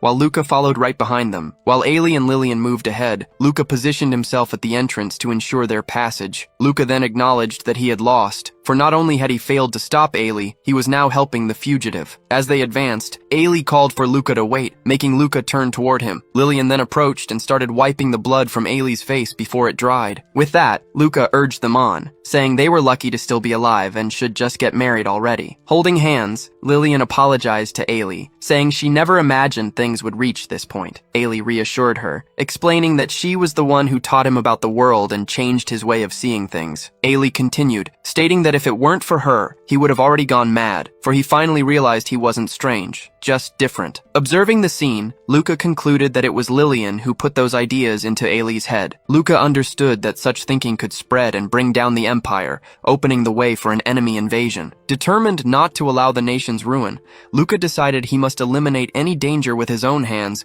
even if that danger was Ailey. With that, Luca reaffirmed to himself that he was not a traitor. Upon reaching the tunnel, Luca finally breathed in relief, while Lillian confirmed that it was a secret route. Soon after, Lillian revealed that her father was manipulated by the Emperor after discovering how to activate the fortress. Luca then asked how much longer they would be going down, and Lillian pointed out they were close, just past the corridor. When Lillian thanked him, Luca replied that he was only paying a debt to Ailey, and that next time, she would be dead. Next, Luca bid farewell to Ailey, telling him to stay safe, which left Ailey in silence. Lillian then began talking about a plan for when they managed to get out of there. Thus, she proposed they head to Border City and meet there after they separated. Lillian then invites Luca to leave the Empire with them, but he directly refuses. Luca leans against the wall, admitting his exhaustion with the entire situation. He reflects on the mistake of helping his companion, but now he must consider how to report the incident. Luca hopes the Belt Chief will take an interest in him to watch Kinyuan, since neither of them is special. With this reasoning, he concludes his superior won't ask too many questions. The group finally arrives before a large, closed door at the end of the corridor. Turning to Ile,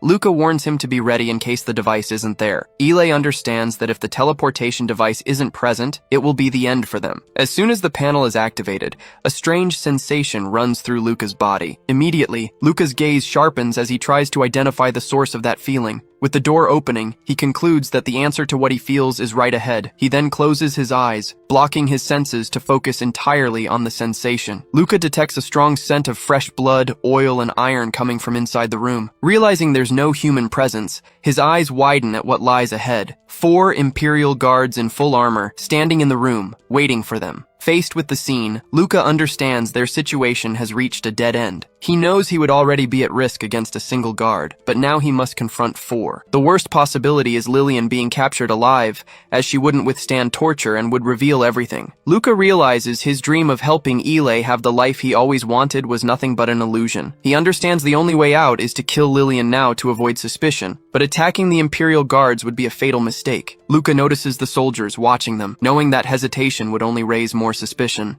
Ile understands it's now or never to act. In a sudden movement, a single shot strikes Lillian in the head and she falls backward. With his hand still holding the gun, Ile watches her lifeless body hit the ground. One of the guards then questions Ile and Luca about why they only fired at that moment. Ile lowers his weapon and replies that he merely executed a hostage who was no longer useful. The guard leader demands a full report and asks why they brought the rebel there. The soldiers then turn and begin escorting Ile away from the room. Luca remains still, watching his friend being taken away by the Imperial troops. Later, in front of his captain, Luca is congratulated for his work as leader of the 21st Battalion. Next, Himelas details the report, praising Luca's leadership, but suggesting he work with Kinuan to improve team trust. The conversation then shifts to Lillian Ramones, with the captain wanting to know why she chose Luca to guide her. Luca explains that the plan, together with Ile, was to use Lillian as a hostage to steal the rebels' teleportation device. Even if it sounded logical, Himelas questions Luca about the strong bond he also had with Lillian. With his hands behind his back, Luca states that neither he nor Ile would be foolish enough to ruin the mission for personal reasons. He then confesses that the intention was to give Lillian a chance to survive if she helped them. With a sigh, the captain ends the conversation,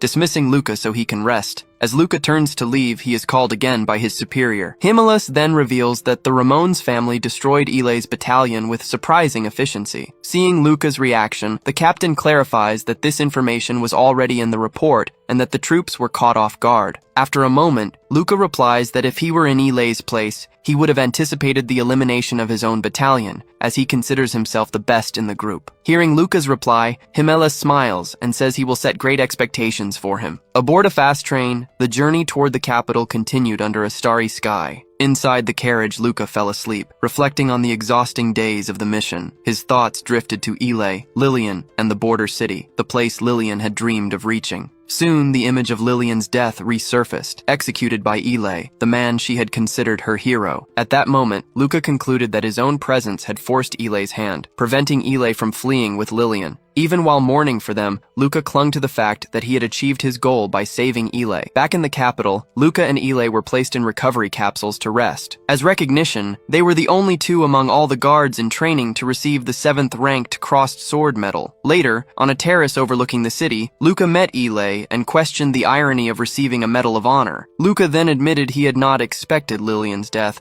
as he believed Ile would have fought the Imperial Guard for her. With his gaze lost on the horizon, Ile confirmed he would have tried if Luca hadn't been there. Ile then mentioned his family's happiness over the medal, despite their connection with the Romanis, and suggested that Luca give up his soldier's career. The suggestion made Luca reflect on the battalion Ile had sacrificed for love, leading Luca to consider giving up his career as well. Finally, Ile confessed that his family pressured him to become a guard and expressed that it would have been better if he had died in Lillian's place. Immediately after, Luca landed a quick, strong blow to Ile's stomach. While Ile complained about the pain, Luca admonished him to be careful with his words, reminding him that organs could be replaced. With that, Luca turned away, lamenting his own weakness. He then concluded aloud that even if he had been stronger, the outcome would have been the same. Ile then quietly asked Luca what he had done. Faced with the question, Luca remained silent. Observing Ile, Luca realized that Ile was not a killer, and that, even after everything, Ile couldn't save Lillian. With that certainty, Luca's hand opened and his medal fell, shattering into pieces on the ground. The scene confirmed that Luca did not belong to the Empire as ships crossed the city's sky. Next,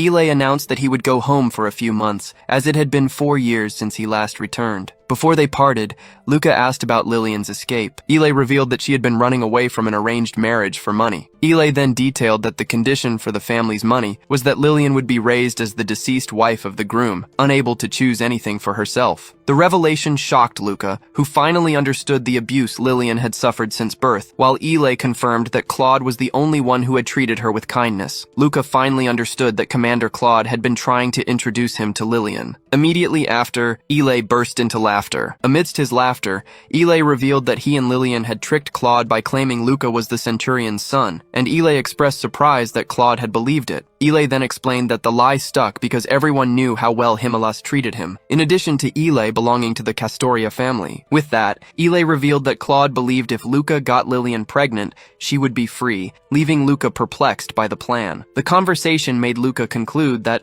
although Ile was his friend, Ile was capable of deceiving and even killing his own subordinates to achieve his goals. Even after this realization, the trust Luca placed in Ile remained unshaken. Sometime later, Luca met Qinyuan, who greeted him by calling him a war hero. Upon entering the room, the instructor congratulated Luca on the medal, even knowing that the visit was to watch him under the centurion's orders. Luca downplayed the importance of the medal, stating that it was only rank 7 and didn't compare to the instructor's deeds. He then mentioned that the centurion's chief had sent him to learn how to deal with subordinates, which amused Qinyuan. The instructor then asked if Luca's men hadn't followed his orders, but Luca defended them, saying they were excellent. Then, with a smile, the instructor analyzed Luca's response and concluded that the problem was Luca being too soft. However, unfazed, Luca explained that he had preferred to take the risk alone rather than use his men, but that even so, they had been able to make it to the end. Nevertheless, Qinyuan disagreed and warned Luca that by fighting on the front line, he overloaded his brain and used up resources that should have been spent protecting his subordinates. This raised the question of whether Luca should have used his companions. However,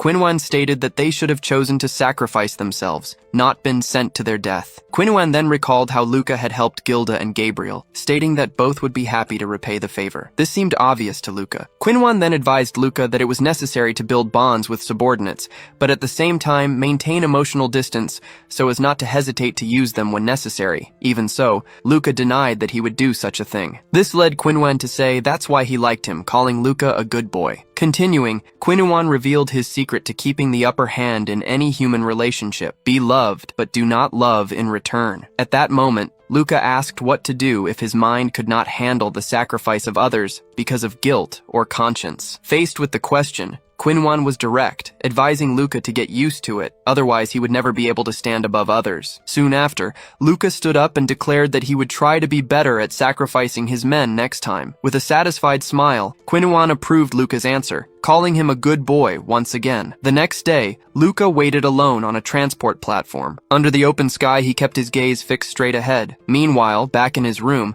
Luca received an unexpected order from his captain to go to Krecha Academy. Himelas explained that it was tradition to send the best first, and that Ale had refused the offer to spend more time at home. Hearing this, Luca concluded that Ale still hadn't managed to overcome recent events. However, Captain Himelas warned Luca that he didn't understand noble society and couldn't continue like this if he wanted to be part of the Castoria family. Faced with the warning, Luca accepted the mission. Himelas then informed him that a guide would be sent, expressing confidence that Luca would enjoy the experience. The moment of departure finally arrived. As the conversation ended, a transport craft landed on the platform right in front of Luca. From inside the aircraft, the guide stared at Luca coldly and ordered him to get inside. Once inside, Luca found the guide seated, watching his arrival with arms crossed. But as Luca tried to introduce himself, he was cut off by a curt response rejecting formalities. Given her demeanor and tone, Luca wondered if he might be dealing with a noble of his own age. Soon after, he asked if she was indeed the guide sent by the captain, receiving a reply dripping with disdain. Without hesitation, Luca called her Miss of the Castoria family, visibly surprising her. Her first reaction was to ask how he had discovered her true identity. Luca then explained it was just a guess, since only someone from that family would so openly disdain Himelas's orders. Finally, Luca deduced she was the centurion's daughter, sent to prove the promise of adoption. A faint smile appeared as he imagined himself carrying that new surname. He then confronted the girl, stating that he knew who gave the order she was following. Introducing herself, the young woman revealed she was Giselle Castoria and warned Luca not to act like a knee pet. With his back to her, Luca began to apologize for the possible offense. However, in the middle of his apology, he stopped himself, remembering he hadn't endured so much just to bow to a noble. With a sigh,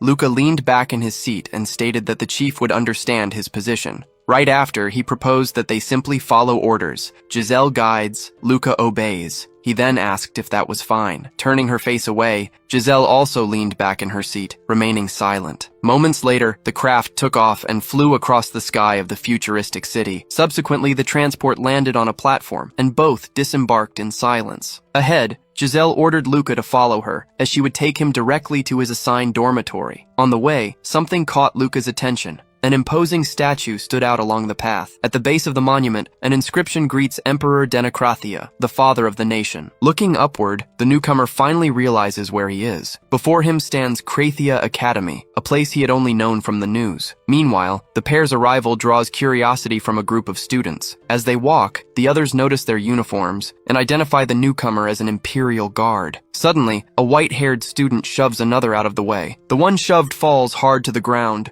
right at the newcomer's feet. With a cold look, the white-haired student comments that it's a waste of a good implant. Then Giselle turns to the newcomer and asks why he's still standing there. Immediately after, she scolds him for not wearing colorful clothes, explaining that soldiers in training don't need such attire. From a distance, a couple watches as Giselle complains about following the academy's rules. Suddenly, a young man named Felix appears with a smile and a friendly wave. Felix approaches, expressing his happiness to see the newcomer, as he thought he wouldn't come without LA. Without delay, the newcomer introduces himself to Giselle and asks for a moment alone with his colleague. Promptly, she agrees to wait for him right there. As soon as Giselle steps away, Felix hugs the newcomer and whispers that the rumors about the Centurion's fondness for him must be true. Felix then speculates that the captain might want to make the newcomer his son-in-law. However, the newcomer dismisses the idea as nonsense. The simple thought of becoming Himala's son-in-law makes him conclude it would be impossible, as the two wouldn't last a day together. Instead, he reveals that he already has an agreement to be adopted in exchange for keeping an eye on Kinyuan during his stay. As they move away from the guide, Felix asks if any body modification has already been done. Next, an object marked 001 is discreetly placed in the newcomer's hand. The item resting in his palm leaves him visibly surprised at the unexpected discovery. Soon after, Felix says goodbye along with the group, commenting on the popularity of soldiers at the academy. Returning to Giselle's side,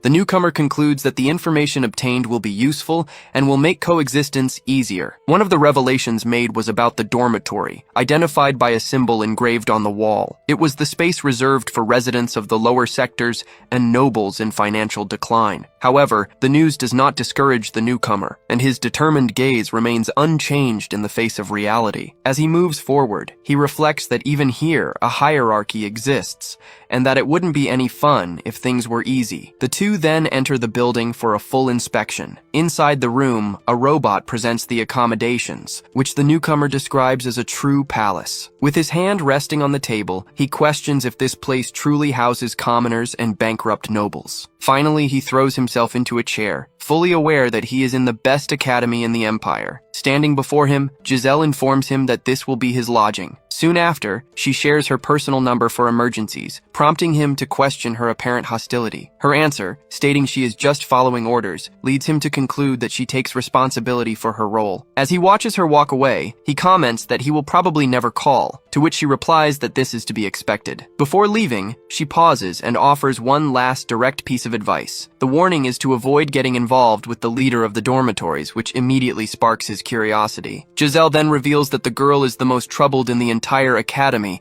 just as a female figure appears walking down the hallway. Alone in his room, the newcomer murmurs a question about the reason for such a warning. Right after, the sound of the doorbell interrupts him. His door opens, revealing a young woman. The woman introduces herself as Barbara, the dormitory leader, exactly the person Giselle had warned him about. In response, the Imperial Guard formally introduces himself as an Imperial Guard in training. Immediately, his cybernetic eye activates to analyze Barbara closely. As they exchange greetings, she observes him carefully, taking note of his simple clothing and the absence of a noble surname. Remembering Giselle's warning, he simply states that he has just arrived, brushing off the initial alert. As the conversation flows, Barbara learns he is from the lower sectors and expresses admiration for his achievement in becoming a guard. In return, he compliments her, noting that being dormitory leader is also a significant accomplishment. This brings a smile to her face. Watching her, he concludes that she too must have worked incredibly hard to reach her current position. The young woman then invites him to follow her, explaining that giving a tour of the dormitory is her duty as leader. He realizes that she had barely any free time between classes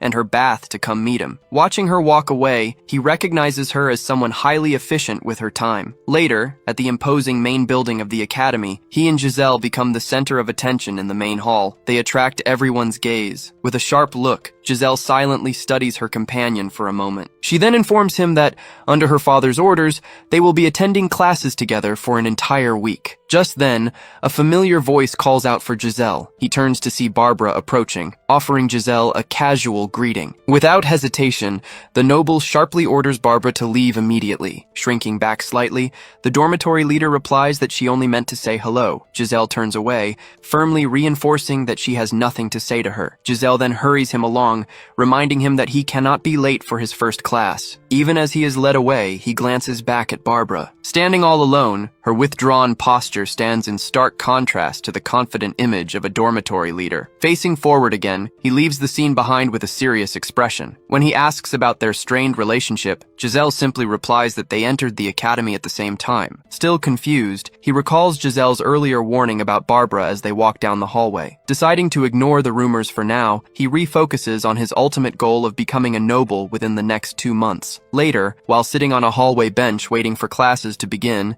he idly spins an object in his hand to pass the time. Suddenly, another student confronts him directly, demanding to know his relationship with Miss Giselle. The student's defensive expression clearly betrays his romantic interest in the noblewoman. Deciding to mess with the boy, the guard quickly mocks him for his obvious crush, which instantly makes the student furious. In a flash, the guard grabs the student's wrist and twists it forward, drawing a sharp cry of pain. A moment later, he scolds himself for taking out his own frustrations on someone else and lets go. With teary eyes, the defeated student asks once more if he truly has no connection to Giselle. Now sitting together on the bench, the guard tries to ask a question, but the boy stubbornly asks why he should bother answering. Striking a deal, the guard offers to tell Giselle that the boy is a nice guy, in exchange for knowing the reason behind her intense hatred for Barbara. Opening up, the student explains that it wasn't always like this, claiming their rivalry is all due to a curse. He specifies that the curse belongs to Barbara, noting that dangerous incidents involving hacked androids always seem to happen around her. Although the guard doesn't believe it is her fault, the student insists that the strangest part is how Barbara constantly keeps seeking out new friendships despite the danger. He further reveals that Barbara only became dorm leader because no one else wanted the exhausting, work-heavy position. At that exact moment, the student points down the hallway toward Barbara, who is being approached by a group of classmates. Suddenly, one of the girls in the group pours a liquid directly over Barbara, soaking her clothes completely. The hostile group then surrounds her, while the girl who spilled the drink mockingly claims it was an accident. The same girl offers to wash Barbara's clothes, but Barbara politely refuses, saying she'll change in her room. Turning to her friends, the young woman mockingly asks if they heard her kindness being refused. With a threatening look, she insists that Barbara hand over the clothes immediately. Barbara's hands tremble as she clutches the fabric, unable to react to the intimidation. From their bench, the two watch the scene unfold. Luca realized something similar must have happened before, explaining why Barbara needed to shower the day they met. With his weapon in hand, Luca decides Barbara is lucky he's around. Fueled by his pent-up bad mood, he prepares to throw his daggers. With a swift strike, Luca hits the cup, making the girl scream in fright. Luca then orders her to stop the provocation, stating he makes no gender distinction in a fight. Faced with his direct threat, the girl and her friends retreat in fear. Luca positions himself between Barbara and the group, creating a protective barrier. Still surprised by Luca's intervention, the dorm leader calls his name softly. Luca partially turns toward her, maintaining his alert stance. With the situation now under control, Barbara finally manages to thank him for his help. With a smile, Luca wonders if his closeness to Barbara will now make him a target for the androids. The student then warns him that the girl's name is Kalisa Kano, and that he's messed with the wrong person. Even with the warning, Luca says he doesn't care if her family is powerful because nothing will happen to them. The student then reveals that the Kano family controls a gang in the lower sectors, and that they're probably already looking for Luca. Desperate, the student explains that the reason for the attack is that Kalisa's boyfriend was also affected by Barbara's curse. Luca simply processes the information in silence, absorbing what he's just heard. The two's conversation is interrupted by Giselle's arrival. She approaches with a look of disdain. Not missing the opportunity, Luca teases the student, suggesting he tell Giselle how he feels. The student steps back, back, stammering, saying he'd rather admire her from afar before asking Luca to speak well of him and fleeing. Seeing the scene, Giselle remarks that Luca has already made a friend. Luca then reveals the boy's name is Enrico Lacan. Giselle admits that Enrico gives her the creeps, feeling like he's always watching her from somewhere. At her response, Luca realizes it will be impossible to change Giselle's opinion of the boy. Further ahead, a teacher confronts Luca directly, asking if he really used a knife against a female student. Sitting in his chair, director Guide Albern advises Luca to take it easy, acknowledging how suffocating the academy environment can be. Before Director Guide, Luca simply agrees with the warning he's received. The director compares Luca to a wolf among sheep. Luca replies that the problem is,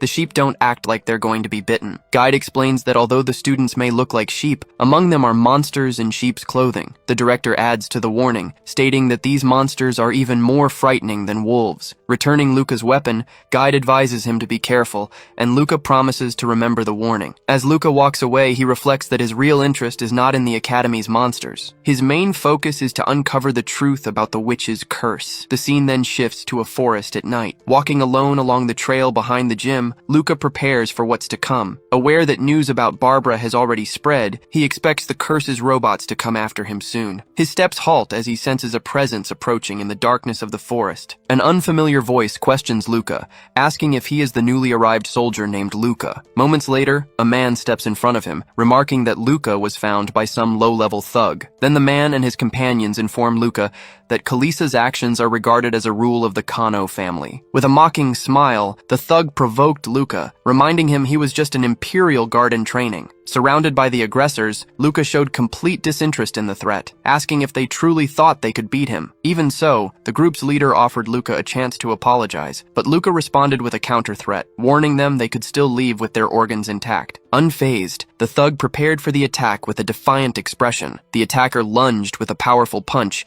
and Luca acknowledged the technique was surprisingly good. As the punch drew near, the enemy dared Luca to dodge the blow, but Luca remained ready to respond. Suddenly, a patrol robot appeared, asking if anyone needed help. The machine's unexpected appearance caused panic among the thugs, who didn't understand why a patrol was there. With the robot's arrival, the leader decided to retreat, but promised to return and settle the score. The aggressors fled in a hurry, claiming they weren't crazy enough to fight a robot that continued offering assistance. Without hesitation, Luca dismissed the help and ordered the robot to leave. Unable to follow the command, the machine began to malfunction, repeating that such an action was impossible. As the robot glitched, the thug watched the scene, unable to make sense of what was happening. Suddenly, the patrol robot's eye glowed brightly, signaling a change in its behavior. With surprising speed, the machine launched itself at the thugs, taking down one of them. Another attacker shielded himself with his arms, now splattered with his companion's remains. The leader stepped back, glancing toward Luca. Immediately,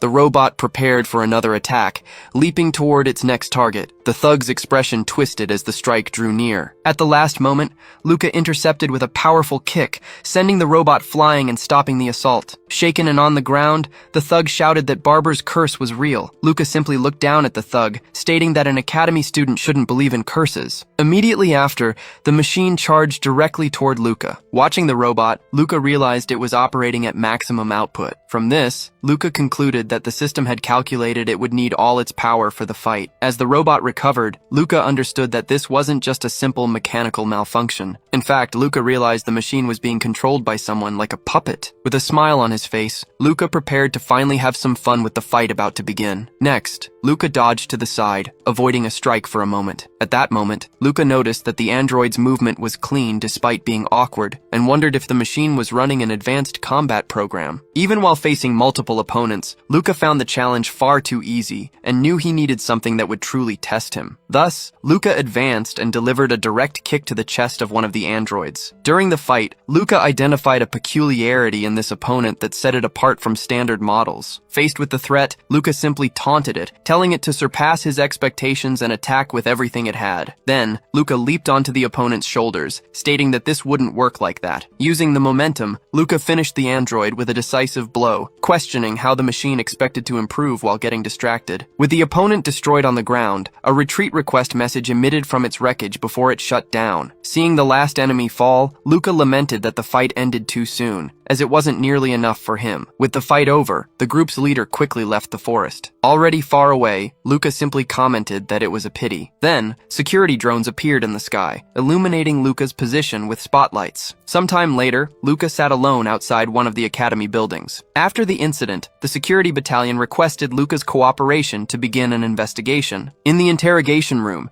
investigator Gillian Campbell stated that the culprit was within the academy and that everyone would be investigated. When asked about the possibility of the culprit being from the lower sectors, Campbell denied it, explaining that it was impossible to get past the firewalls. Luca then asked why, as only a soldier in training, he would be suitable for the investigation. The investigator replied that it was because of his ability to use Archivictima. Noticing Luca's reaction, Campbell decided to tell him one more thing. The investigator revealed that users of that technique were monitored on a separate list, and that the answer lay with the person who taught it to him. At the mention, the image of Kinyuan came to Luca's mind, leading him to question who his instructor really was. Right after, Giselle confronted Luca, asking what had happened and why he had accepted her father's orders, reminding him of the warning to stay away from Barbara. Without looking directly at her, Luca explained that he couldn't stand by while a defenseless person was being mistreated. With that, Giselle asked if he would do the same thing again, to which Luca confirmed he would have no other choice. She then proposed talking to Kalysa Kononov to make a deal, believing a conversation would resolve the situation. Hearing that, Luca observed her in silence, trying to understand why Giselle was so determined to solve that problem. Luca soon concluded that Giselle's confidence came from the certainty that she could control Kalysa. After that conclusion, Luca finally agreed and said they would talk to her. With a smile on his face, Luca added that he would prefer not to draw the chief's attention. Right after, Luca added that there was also something he wanted to check personally. In the meeting room, Kalysa Kononov was already defending herself, claiming that Barbara had hit her boyfriend first. Sitting across from her, Luca asked if she was sure she hadn't sent her boyfriend after Barbara on purpose. At the unexpected question, Kalysa froze for a moment. Pointing to the board, Luca explained that her boyfriend had used a Kanu family symbol to take revenge, just like they had tried to do with Luca. With everyone seated at the table, Luca asked directly if Kalysa needed an excuse to go after Barbara. Kalysa then stood up abruptly and shouted for Luca to shut up, denying she had done anything wrong. As soon as she protested, Giselle intervened and asked Kalysa to calm down. With a serious expression, Giselle cut the discussion short and firmly said that was enough. Next, Giselle asked if Kalysa was simply going to ignore what Luca had just said. Then she asked Luca to leave them alone for a few minutes, and he agreed before stepping out of the room. Outside, Luca confirmed his suspicion about Giselle's control and wondered why she hadn't stopped Kalysa from going after Barbara earlier. Luca considered it would have been easy for Giselle to do something during the 2 months she had been at the academy instead of waiting for a forced deal. Shortly after, Giselle came out of the room and complained that she hadn't expected another scene from her rival, saying she thought Luca didn't want trouble. With that, Luca explained that he was only testing a theory about android control, and Giselle asked if he was acting like a detective. Luca replied that investigators were already handling the case. Seeing Giselle's reaction, Luca clarified that he was impressed she had silenced Kalysa with a single sentence. Giselle then explained that her family name carries weight in noble society, and that's why Kalysa couldn't ignore her words. Without hesitation, Luca asked if that was why Giselle had ordered Kalysa to harass Barbara. After Giselle asked what Luca was talking about, he replied that it wouldn't be unusual for someone who considered Barbara an important piece to use her resources as she wished. Annoyed by the accusation, Giselle grabbed Luca by the collar and told him to watch what he said. Without backing down, Luca provoked her with the question of whether her mechanical enhancements had affected her brain. With that, Giselle immediately released Luca, took a step back, and apologized. As she walked away, Giselle warned Luca to be ready for the consequences if he caused more trouble. Even suspecting Giselle was the prime suspect, Luca noticed there was something strange about the whole situation. Soon after, Luca noticed Giselle's hand trembling and wondered why she was acting that way. Watching her walk away down the hallway, Luca concluded that the Archivictima's reflexes only confused him even more. Later, Luca was sitting next to Barbara on a bench, while other students watched them from a distance. Suddenly, the girl approached and offered Luca a tray full of sandwiches, asking him to take them. Not understanding, Luca asked what she meant, and Barbara explained it was her way of thanking him for saving her from Kalysa. She then asked if she could keep making food for him, but Luca prepared to refuse, wanting to avoid misunderstandings. After Luca's implicit refusal, Barbara simply lowered her head and remained silent by his side. With her head still down, she quietly stated that she didn't care about any kind kind of misunderstanding. Hearing that, Luca wondered if she truly liked him, but he still felt that something was wrong. Luca then confronted her about the risks of continuing to talk to him, and Barbara simply replied that she didn't know what to do. To test her, Luca revealed that Kalisa had been bothering her because Giselle forced her to, and that Giselle wouldn't stop until she got what she wanted. Faced with his surprise, Barbara simply confirmed that she knew very well about that situation. Luca then pressed her, asking if she knew the real reason why Giselle hated her so much. Immediately after, Barbara's expression changed completely as she asked what reason she would have to tell him that. Luca recalled the provocation he had made, wanting to see how Barbara would respond. As he questioned her, Luca remembered the strange feeling Barbara gave him the entire time. At that moment,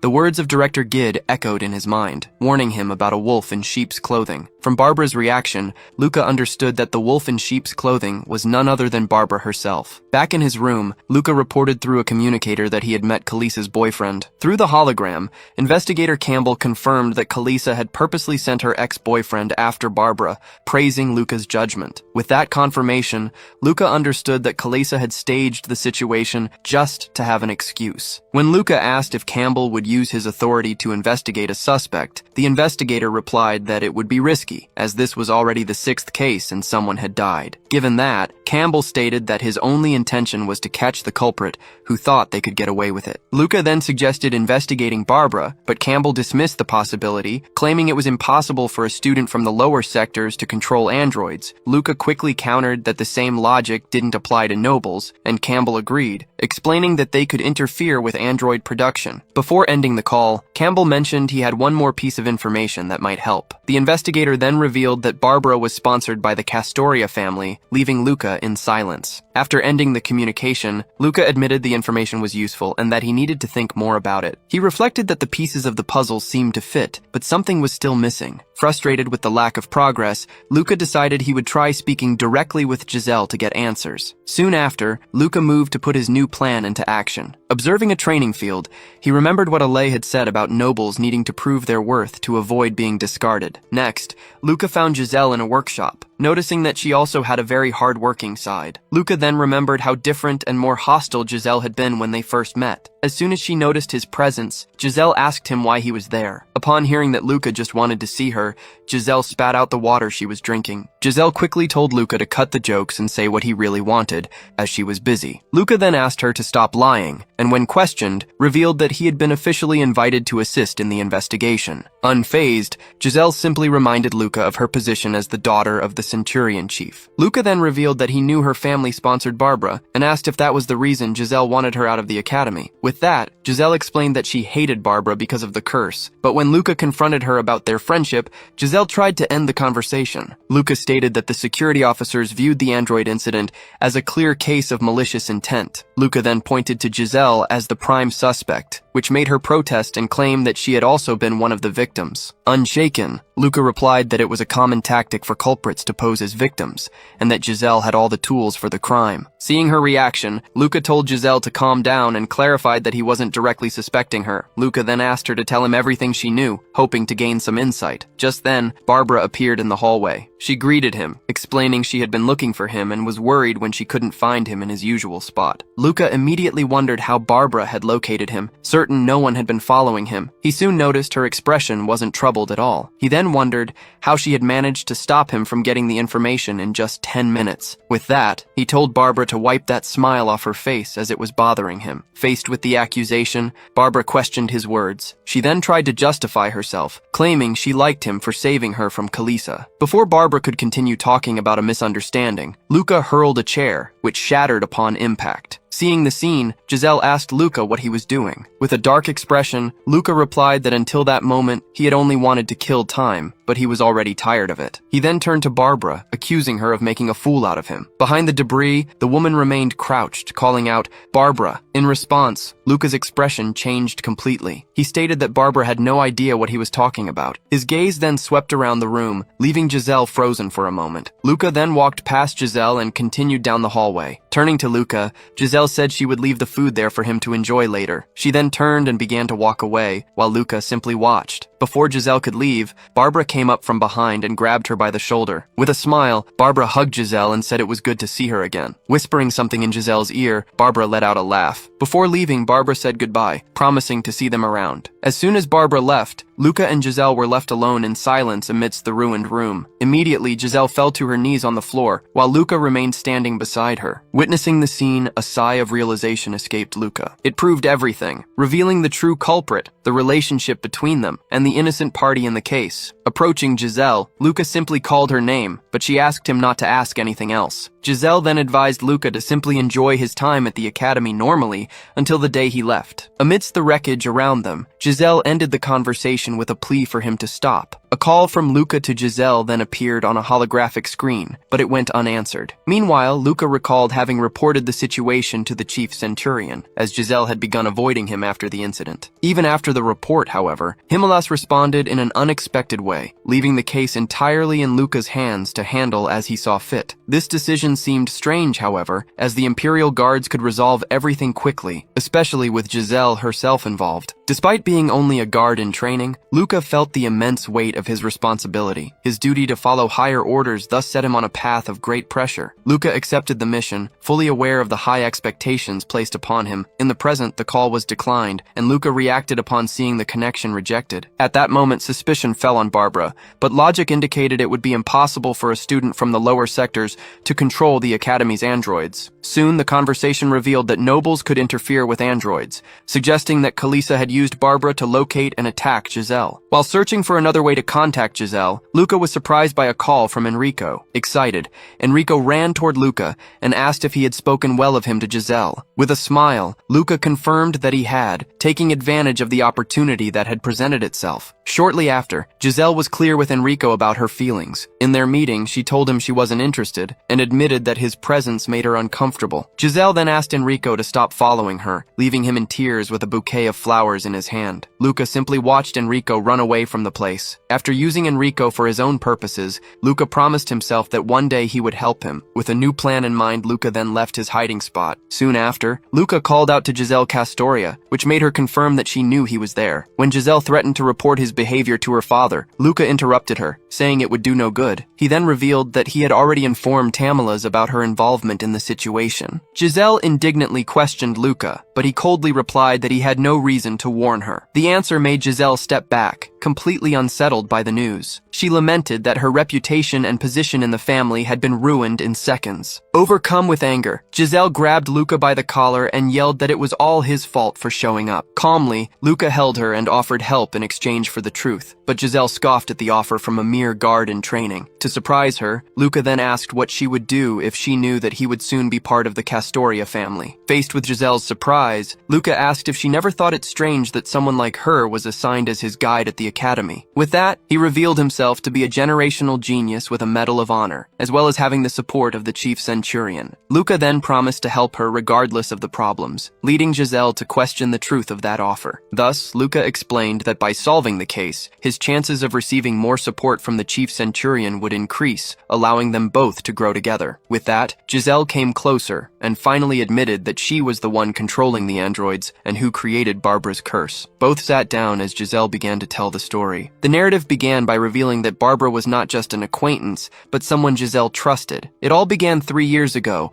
when Giselle's curiosity about who her family was sponsoring led her to meet Barbara, who seemed nice and skilled. According to Giselle, the problem began out of jealousy when a boy approached Barbara, who was popular for her personality. Out of immaturity and fear of losing Barbara's company, Giselle decided to use a robot disguised as an android just to scare the boy. Giselle then continued her explanation, detailing that she had placed a recording in the robot. It was programmed to tell the boy to stay away from Barbara and follow it at night. However, the prank had serious consequences. The boy injured his head, left the academy because of the trauma, and Giselle disposed of the robot out of fear. Since the incident had caused an injury, Giselle ended up being investigated. Barbara, who had seen Giselle tampering with the robots, discovered everything. It was then that Barbara suggested suggested Giselle pose as a victim to divert suspicion, and Giselle used her right to repair androids to install a chip given to her. Without understanding why, the android went berserk and attacked Giselle, making her the second victim of the incident. From that moment on, the curse truly began, and Barbara's behavior also changed. Soon after, Barbara began making strange requests, demanding that Giselle keep her distance and claiming Barbara needed more victims. With that revelation, Giselle ended up deceived and trapped in a situation that became impossible to resolve on her own. Thus, Giselle was completely in Barbara's hands with no way to escape. Suddenly,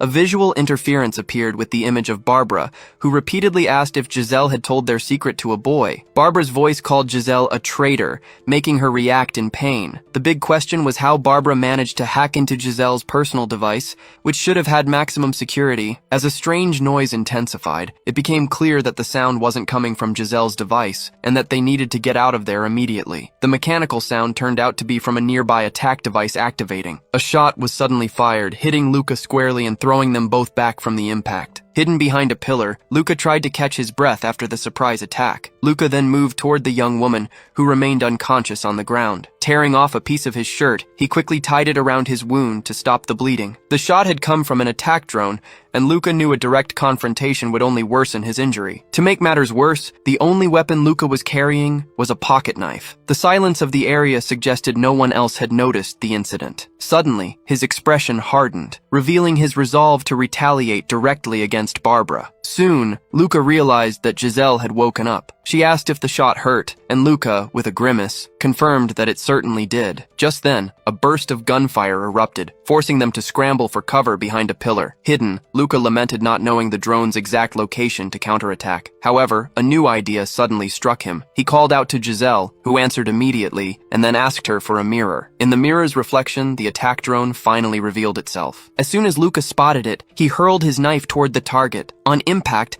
a large explosion ripped through the drone, sending him flying backward. Suddenly, Luca's communicator activated on its own, leaving him confused. Through the device, he tried to call Giselle, who was only a few meters away. Giselle also tried to use her communicator, but reported she couldn't operate anything. Barbara's voice echoed through the communicator, questioning Giselle for betraying her after Barbara had done everything to protect her. As Barbara's voice mentioned Luca, Giselle's wrist was suddenly gripped tightly. With a hard squeeze, Luca shut off the communicator, declaring there was no need to keep listening to that lunatic. Luca then held Giselle in his arms, stating they needed to get to a safe place first. As Luca moved away with Giselle, Felix spoke into the communicator, confirming he had just arrived at the location. Upon meeting Felix, Luca asked about the orders, but his new ally explained he hadn't been informed about the operation. Giselle was surprised by the conversation. She asked if her father was behind the decisions, and Felix confirmed it. The confirmation left her speechless, as she concluded she had been abandoned by him. As Giselle grew desperate, Luca, the guard, thought about not jumping to conclusions. Even as the chief's daughter, Giselle was still a civilian,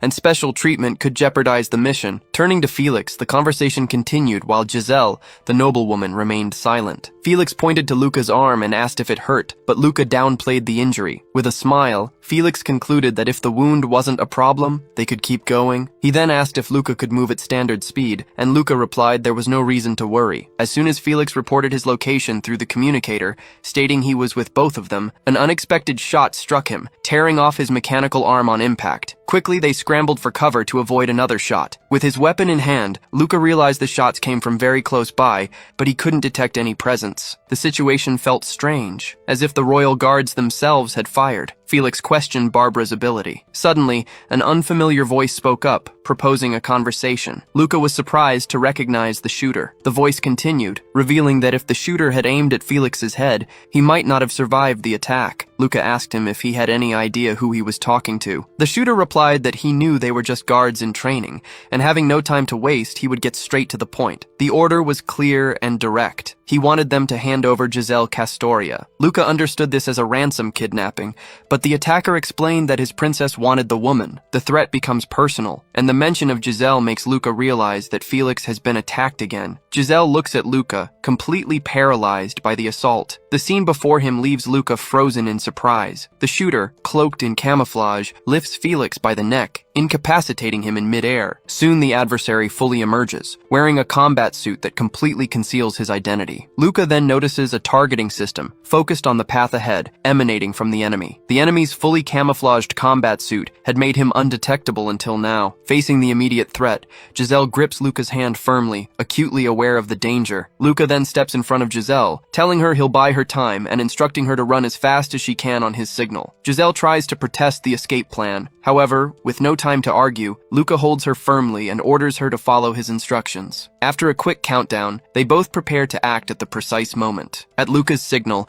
Giselle sprints away while he stays behind. Luca immediately takes aim with his weapon, covering Giselle as she moves swiftly into the background. Moments later, Luca's shots whiz past the enemy. As Luca fires another shot, he realizes his opponent possesses incredibly fast reflexes. The adversary then reveals he doesn't want to kill two freshmen. Confused, Luca questions the term freshman, wondering if they aren't actually older. With a swift motion, the figure warns Luca to pay attention if he doesn't want to die. As Luca defends himself, the cadet concludes that his opponent is no ordinary fighter, but a royal guard. The attacker then reveals that his real target is Giselle, and he plans to deal with Luca first. Thrown back by the force of the attack, Luca realizes that if the fight continues like this, defeat will be inevitable. Still falling, he desperately tries to find a quick solution. From this new vantage point, Luca quickly analyzes his opponent and drafts a new attack strategy. His analysis spots a glint of metal, a knife, which makes him wonder if it belongs to Felix. Luca quickly tosses his pistol, aiming it to strike the knife on the ground. He then snatches the knife, gripping it firmly, and moves in for a counterattack. With a swift strike, Luca's blade advances, clashing sharply with the opponent's guard. Surprised to have been hit, the guard asks Luca if he's an RC's combat arts user. The adversary then dodges Luca's consecutive attacks, swiftly creating distance between them. After stepping back, the opponent acknowledges Luca's skill, stating he'll finish with one last lesson. He then remarks that although they've only played around a little, things have already gotten complicated. Noticing the sudden change in the enemy's demeanor, Luca tightens his grip on his blade, remaining on guard. Wounded, Luca wonders about the opponent's hesitation and Giselle's safety. Realizing his difficulty in focusing, he knows he needs to end the fight quickly. The guard then warns him to step aside and not throw his life away like that. Luca takes a deep breath, thinking his opponent must find all of this amusing. With a clearer mind, he decides that his wound and the enemy's identity no longer matter. With that, Luca raises his blade, channeling his energy for a new, decisive strike. Luca then delivers a blow that accomplishes nothing. As Luca attacks, the opponent praises his training and asks if he wants to dedicate his life to the Empire.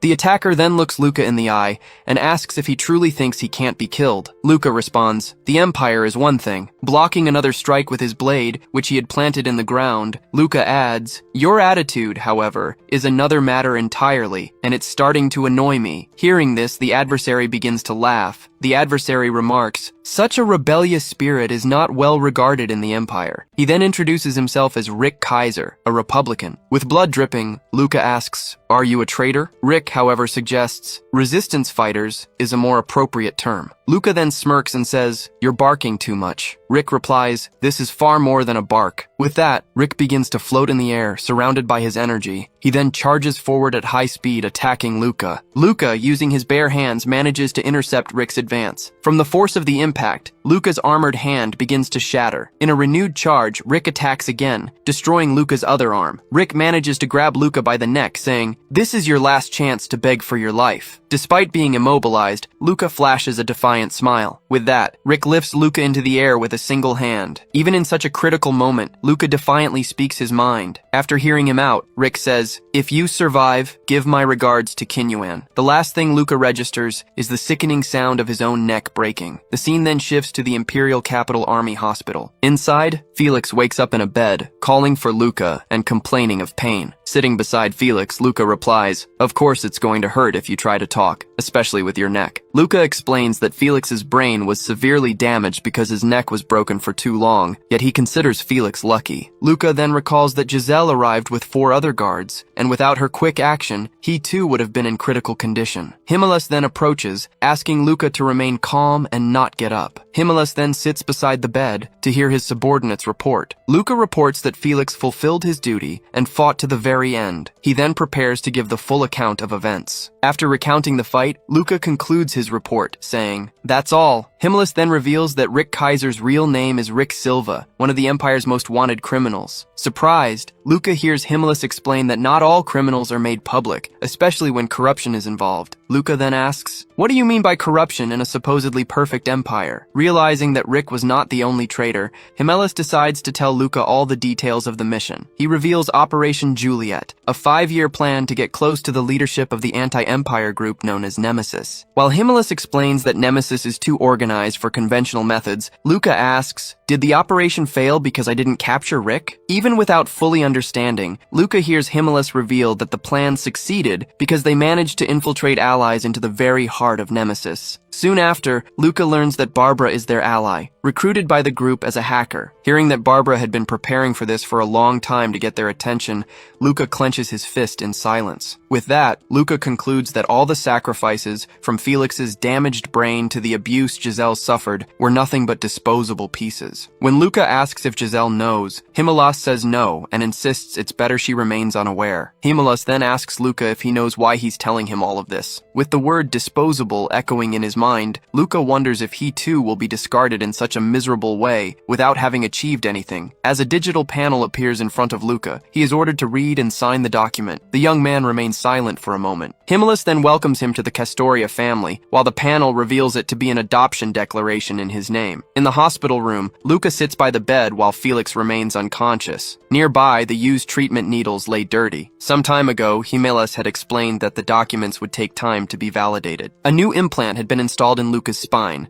and after its removal, he was warned he would feel pain and discomfort for a while. Lying in bed, Felix calls to Luca just as he is about to leave the room. Without turning around, the cadet simply confirms with a gesture to his neck that he is already on his way out. With a final good luck, Luca turns and walks toward the exit. Now in the training center, Luca walks down a corridor while other students watch him. As he passes, he notices a panel displaying Barbara, the witch. Even without fully understanding, he continues to process the fact that she was an infiltrated spy and his nemesis. Luca then recalls the way the girl acted, which did not seem to be just an act. With that, he stops for a moment and gazes outside through the window. At that instant, he begins to wonder if his past in the orphanage and his meeting with Quinuan were mere coincidence. He then reflects on the events at the academy, questioning if he was really acting by his own choices. Even with these thoughts, he decides he did not climb out of the pit solely through his own effort. With a determined step, he pushes those doubts aside, saying he does not need to think about it. As he moves away from the window, Luca concludes that it is all fantasy, and that the captain's information was a loyalty test. With his mechanical hand clenched, he decides he will not let this chance slip away. Standing before a door, he reinforces to himself that this is a unique opportunity to change his life. As soon as the door opens, Quinuan greets Luca and asks how his stay at the academy was. While the instructor serves tea, Luca replies that it was so much fun he almost did not come back. Quinuan expresses regret about what happened to Felix. As Luca sits down, he hears that his friend was an excellent recruit and receives a cup of tea. The young man stares at the drink for a moment, questioning the instructor's sincerity. Luca then informs Quinuan that Rick asked him to say hello and let him know he was fine. After sipping his tea, Quinuan identifies Rick Silva Nunez and says he never imagined Rick would become a traitor. The cadet notes that the two seemed close,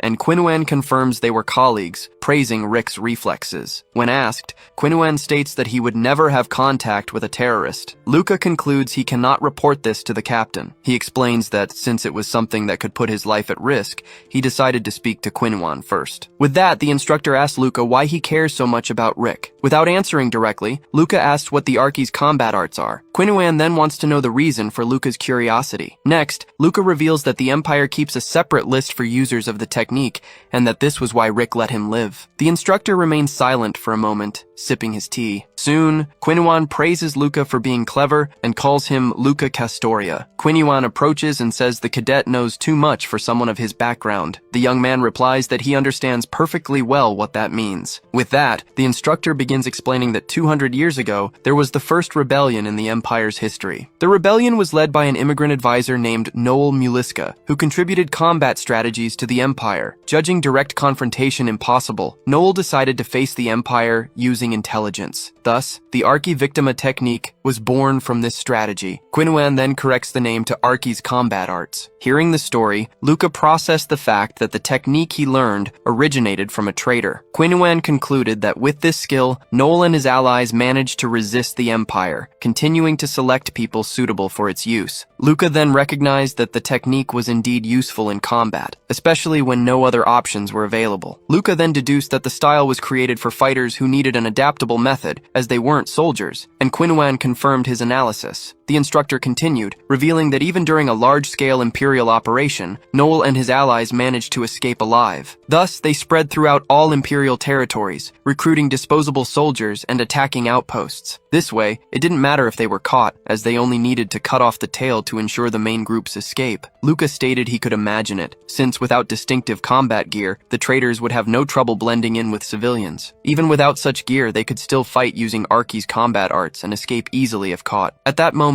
Luca finally understood why Rick gave him a chance to survive, and why the Empire kept a separate list for users of the technique. When Luca asked how the Empire managed to locate the traitors, Quinhuan interrupted, stating that all suspects were killed. Quinhuan then revealed that there was no time to distinguish between civilians and traitors. Some areas were completely purged to wipe them out, and thus the rebellion was finally contained, even though some Archi's combat arts users did not escape. When asked if this was the Empire's secret history, Quinhuan explained that they didn't hide it, but they also didn't openly tell it. Thus, the three key points of this secret history were the betrayal of Noel Maliska, the massacre that followed to contain the rebellion, and the fact that Quinhuan, the Imperial Guard instructor, had mastered the technique. Luca then asked if the reason the captain took him to Quinhuan was because the captain suspected Luca had ties to the traitors. Congratulating Luca, Quinhuan confirmed the young man's suspicion, and then challenged him to present any evidence linking Luca to Nemesis. Quinhuan then promised credit for giving Luca one last chance to breathe if such evidence existed. Even without understanding Quinhuan's attitude, Luca stated he didn't believe the instructor had any connection to them. Quinhuan then warned Luca that the captain thought differently and advised him to investigate Quinhuan's marks in the lower sectors. With that, Quinhuan assured Luca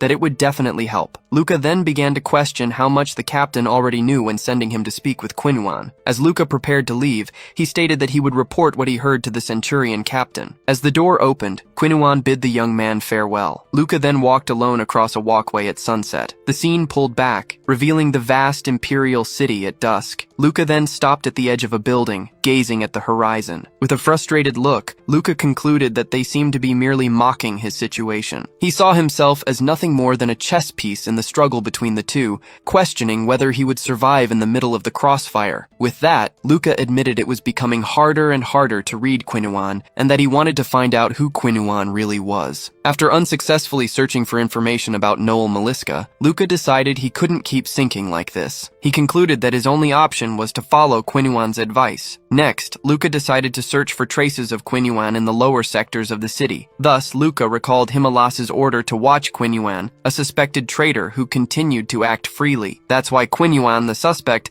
advised Luca to investigate the marks Quinhuan had left in the lower sectors, assuring Luca it would help. In this way, Luca realized that following the advice would take him straight into the dangerous lower sectors where Nemesis operated. So, the situation presented itself as a possible loyalty test, a move between the Empire and Quinhuan to prove Luca. Even without being able to turn back, Luca decided to prepare to follow the trail left behind. Meanwhile, Luca understood that getting out of there would require the utmost caution and wouldn't be easy at all. Soon after, Luca presented himself to Himelas to report everything, stating that he had been provoked by his target. In the commander's presence, Luca exposed the connection between Quinhuan and Rick Kaiser, questioning why they let such a suspect act freely. Faced with this, Luca stated that he would continue to obey, even if he wasn't allowed to know the whole truth. After a moment, Himelas looks Luca directly in the eye and declares his trust. Himelas then reveals that the order to investigate Luca came from above, believing that Luca is the key to Nemesis. At that moment, Luca questions why they keep such a dangerous man as an instructor. Himelas explains that it is the only way to keep Quinhuan close. In response, Himelas asks if that clears things up for Luca. Still in the room, Luca remarks that even after all this time, Quinhuan's self-control has not allowed for any opening. Himelas encourages Luca to continue, revealing that many soldiers have failed this task, but Luca is the only one who has made progress. Himalis then adds that Quinuan, the instructor, also likes Luca. Taking advantage of the moment, Luca makes a request that goes beyond his rights as a soldier in training. Shortly after, a transport capsule descends from the sky at high speed. Inside, Himalis and Luca sit facing each other during the trip. As they descend, Himalis asks Luca if he is nervous. Honestly, Luca admits he would be lying if he said no. During the ride, Luca recalls the request he made to Himalis. As a result, Luca received a free pass to move between the upper and lower sectors. In addition, Luca obtained authorization to carry a weapon and access funds for the investigation. Luca's authorization also granted him access to restricted information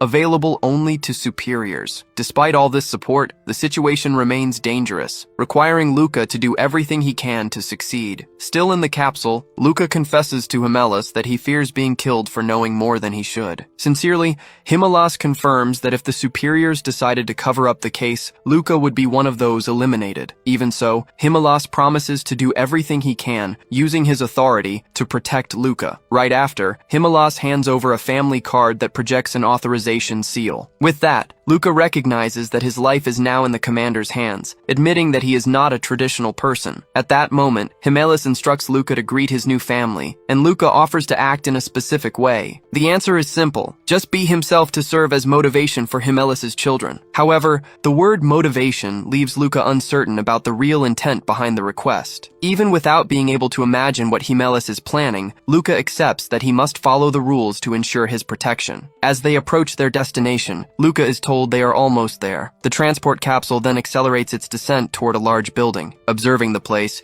Himalis admits that even for him it is hard to like a place like that. Upon arrival, Himalis reveals that he grew up in that very place. Then, the capsule lands safely on the arrival platform. Soon after, Himalis and Luca enter a luxurious and richly decorated hall. At that point, Himalis advises Luca to rest first, explaining that the formal introductions will happen later. From the upstairs window, Luca observes a group of people gathered in the hall. Meanwhile, Himalis stands at the center of the crowd, receiving everyone's attention. Luca comments that the dynamic is not much different from the lower sectors, while questioning if this is the life he had always dreamed of. Suddenly, a sound coming from the bedroom door makes Luca turn in that direction. It is Giselle who appears, stating that Luca truly has become a Castoria. In front of Luca, Giselle apologizes for how she acted earlier, calling her behavior unacceptable for the family. Calmly, Luca responds that it was normal for a civilian to react that way, given the whole situation. She then reveals that she also visited Felix, and that even Felix did not recognize her. Luca tells her she does not need to feel guilty, since Felix was only doing his duty, and denies that he is trying to comfort her. With a smile, Giselle compares him to a flame that burns brighter than any other. Following this, she asks if he remembers what she had said about helping him if he entered the family. He quickly confirms his promise, approvingly noting that this is how an imperial noble should act when claiming what is rightfully his. As she steps back, the young woman offers to give him some information as payment. Giselle then activates a holographic panel, commenting that her father isn't one to lend a hand easily. An image of the brothers is then projected,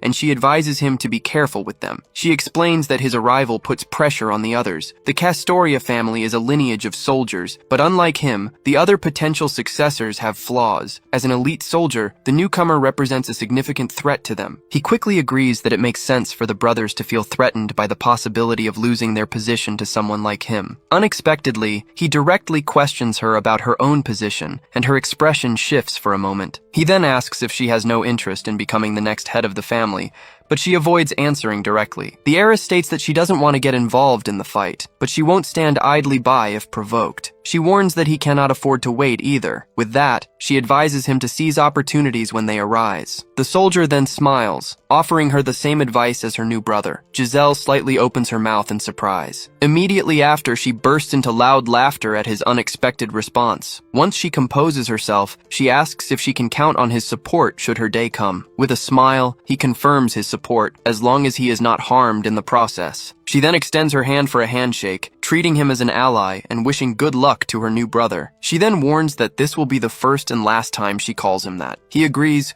replying that it would be strange to hear her speak like that. Suddenly, bells ring in the background, announcing dinner. Before the family crest, the two face each other, their alliance newly formed. In a large dining hall, the other family members are already seated at the table. The doors open, and the new member enters the hall, accompanied by the head's daughter. Seated at the table are the second son, Joel, the firstborn, Nicholas, and the head's wife, Eva Castoria. The matriarch then addresses the newcomer, welcoming him and stating that she has already heard much about him. The young man's expression remains serious as he stares at the woman who leads the family. Finally, Eva asks everyone to sit, as her husband will arrive shortly. Giselle nods in agreement. Before taking his seat, Giselle discreetly whispers to him not to let her mother provoke him, as their father will not protect him from internal conflicts. With that, Himelas enters the room, and everyone at the table falls silent to receive him. The head of the house simply announces for everyone to begin eating. Before eating, Himelas opens dinner with a formal greeting to the protector of humanity. He then concludes the greeting by thanking the empire's first emperor. Soon, everyone else at the table also begins the meal. While eating, the young man observes the family's behavior. He then realizes he is drawing everyone's attention at the table. The scene then shifts back to a few minutes earlier, when he and Giselle were still in the hallway. At that moment, Giselle was explaining that the brothers feeling pressured indicated their ambition for leadership. She then confirms that the two have probably already read all available information about the new member. She reveals that Nicholas became a bureaucrat with many allies due to his lack of aptitude for combat. As for Joel, even though he is less skilled, he has a better chance of becoming the successor because he is a soldier supported by their relatives. Finally, Eva warned Luca to be careful, because the brothers would try to provoke him for any reason. Back in the present, Luca understood why Nicholas and Joel were watching him so closely. As Luca served himself, he recalled the advice he had received on how to act. Luca then began cutting his piece of meat in silence. Looking at the table, Luca noticed that Himelas was not eating. Himelas, the head of the house, finally brought his fork to his mouth, declaring that he needed to surpass his father's expectations. Meanwhile, Eva, the commander's daughter, ate her meal in silence under the watchful eyes of the maids. Immediately after, Luca also ate his piece of meat with intensity. With a smile, Joel broke the silence and called Luca's name. Hearing the call, Luca stopped eating and stared at Joel, waiting to hear what he wanted. Joel then reprimanded Luca, saying he hadn't wanted to discuss such matters at their first meeting. With that, Joel criticized Luca's lack of etiquette, questioning how someone could have lived until now without knowing the basics. While being criticized, Luca analyzed Joel's behavior and the quietness of Nicholas, the eldest son, at the table. From his observation, Luca concluded that Nicholas was the only one he truly needed to be careful with. Joel continued his provocation, asking whether someone who had never received a medal in 10 years deserved the family name. With the provocation hanging in the air, Luca observed the table while considering the Castoria family's reputation. In response, Luca leaned forward and stared directly at Joel. Luca then challenged Joel to test his combat skills, which he had learned from an excellent captain, instead of worrying about etiquette. At the challenge, Joel reacted with surprise, gripping the handle of his knife tightly. At that moment, Himelas intervened in the discussion, ordering both Luca and Joel to stop immediately. In his defense, Joel, the second son, claimed that he was only giving an example to Luca, the new brother. Himelas then reprimanded Joel, asking if he hadn't realized that Luca already knew proper etiquette. Himelas soon revealed that Luca had only pretended not to know, and questioned Luca directly to confirm. Instead of answering, Luca simply ate the piece of meat on his fork. After eating, Luca responded with a smile, saying he had merely made a mistake. With that, Luca justified himself by saying he had gotten nervous because it was his first time in a place like that. Luca's answer caused a visible reaction on Joel's face. Soon after, Nicholas joined the conversation, mentioning the 7th-ranked crossed sword medal that Luca, the new brother, had received. Nicholas then admitted he felt bad for not having become a soldier, but expressed happiness that his father had found someone like Luca. With that, Joel, the second son, questioned Nicholas, taking the statement as criticism about not being a good soldier. Calmly, Nicholas, the eldest, defended himself, saying he had been misunderstood and that he was sure Joel would achieve great things in the future. Taking the opportunity, Luca also said that he had felt bad over a similar situation. Luca then explained that his superiors had felt pressured and avoided sending him into battle because of his father. The discussion continued, and the tension between the brothers grew in front of everyone at the table. With each exchanged word, the family's conflicts became more evident, like old scars. Even so, Luca was certain that this scene was exactly what Himelas had expected of him. As his new father, Luca understood that behind that serious expression, Himelas, the commander, was satisfied inside. Thanks to Ava's intervention, the conflict between the brothers ended, and dinner gave way to a peaceful banquet. During the event, Ava, the matriarch, formally introduced Luca to the guests as the new member of the family, Lucas Castoria. With that, some people came to speak to Luca, already aware that he was not easy to deal with after the discussion with with Joel. After reviewing some information with Giselle, Luca's first day as part of the Castoria family finally came to an end. Back in his room, a sudden realization put Luca on alert. Soon, the silhouette of a man materialized at the bedroom door. Approaching the bed, Himelas asked if Luca was awake. The veteran then apologized for the late hour, but warned Luca that he needed to maintain a neutral position within the family. As Himelas spoke, the head of the house sat in an armchair with a glass in his hand. Luca expressed his surprise, remembering that alcohol negatively affected the nervous system used in combat. Himelas offered the drink, but the young man refused, stating that learning Archi's Victima was already enough. Finally, the commander advised Luca as a veteran, explaining that one needed a bit of impurity to endure for so long in that place. At that moment, Luca questioned Himelas about the necessity of humanity, since Himelas had called it the key to humanity's box. A drop of sweat ran down Luca's face as he remembered that those who thought like that were the first to be devoured by the Legion. When Luca suggested Himelas was drunk, Himelas asked him to consider his advice a gift for becoming family. As Himelas stood up, the head of the family reminded Luca that this was not a battlefield and that he should find a hobby. Shortly after, Himelas placed a hand on Luca's shoulder. With the advice given, Himelas turned and left the room. Alone, Luca wondered how he could pursue impurities when it was already so hard to focus on improvements. He asked himself if the commander wanted him to be like Kinyuan, even though he knew that irregularities could be caused by emotions. After standing up, Luca questioned how the head of the Centurion could say such things to him. The visit, with its advice about impurity, revealed a side of Himelas he had never seen before. Luca concluded that he had received a senseless piece of advice, as if Himelas were acting like a normal father. On the second day at the Castoria house, Luca accompanied Giselle on a tour of the property, while focused on his own plans. Soon, Giselle stopped in front of a door, activated the panel, and announced their arrival. As the door opened, a bright light illuminated Luca's face. Before Luca, a huge arsenal was revealed, occupying an entire building. Luca asked if Giselle was responsible for the place, and Giselle simply replied, mentioning her studies in engineering. She then explained that the care of the armaments was a tradition among the women of the family, with her mother in command and herself as the designated successor. As they walked, Luca commented that Giselle didn't seem like the type to like grease, but then heard about the matriarch's skill. Luca listened silently, as Giselle reaffirmed that all of it was an old family tradition. She added that the arsenal demonstrated the true strength of the Castoria family. When Giselle called Luca, he was already standing further ahead, observing something under a beam of light. His attention was focused on an imposing combat robot, which stood out in the room. As Luca approached, he noticed that the machine's body bore traces of various repairs. Soon after, Luca realized that the right arm was larger than the left, probably modified to hold a special weapon. Giselle then approached and asked if that was what had captured his attention. She then revealed it was the Scylla armor, a bodily relic from an ancestor of the Castoria family. She added that, although today it was considered inferior to a Myrmidon, the armor remained a unique treasure to them. The sight of that combat robot remained etched in Luca's mind. Later, while walking with Himelas, Luca asked why the elders lived so far away. Himelas explained that elders were only advisors,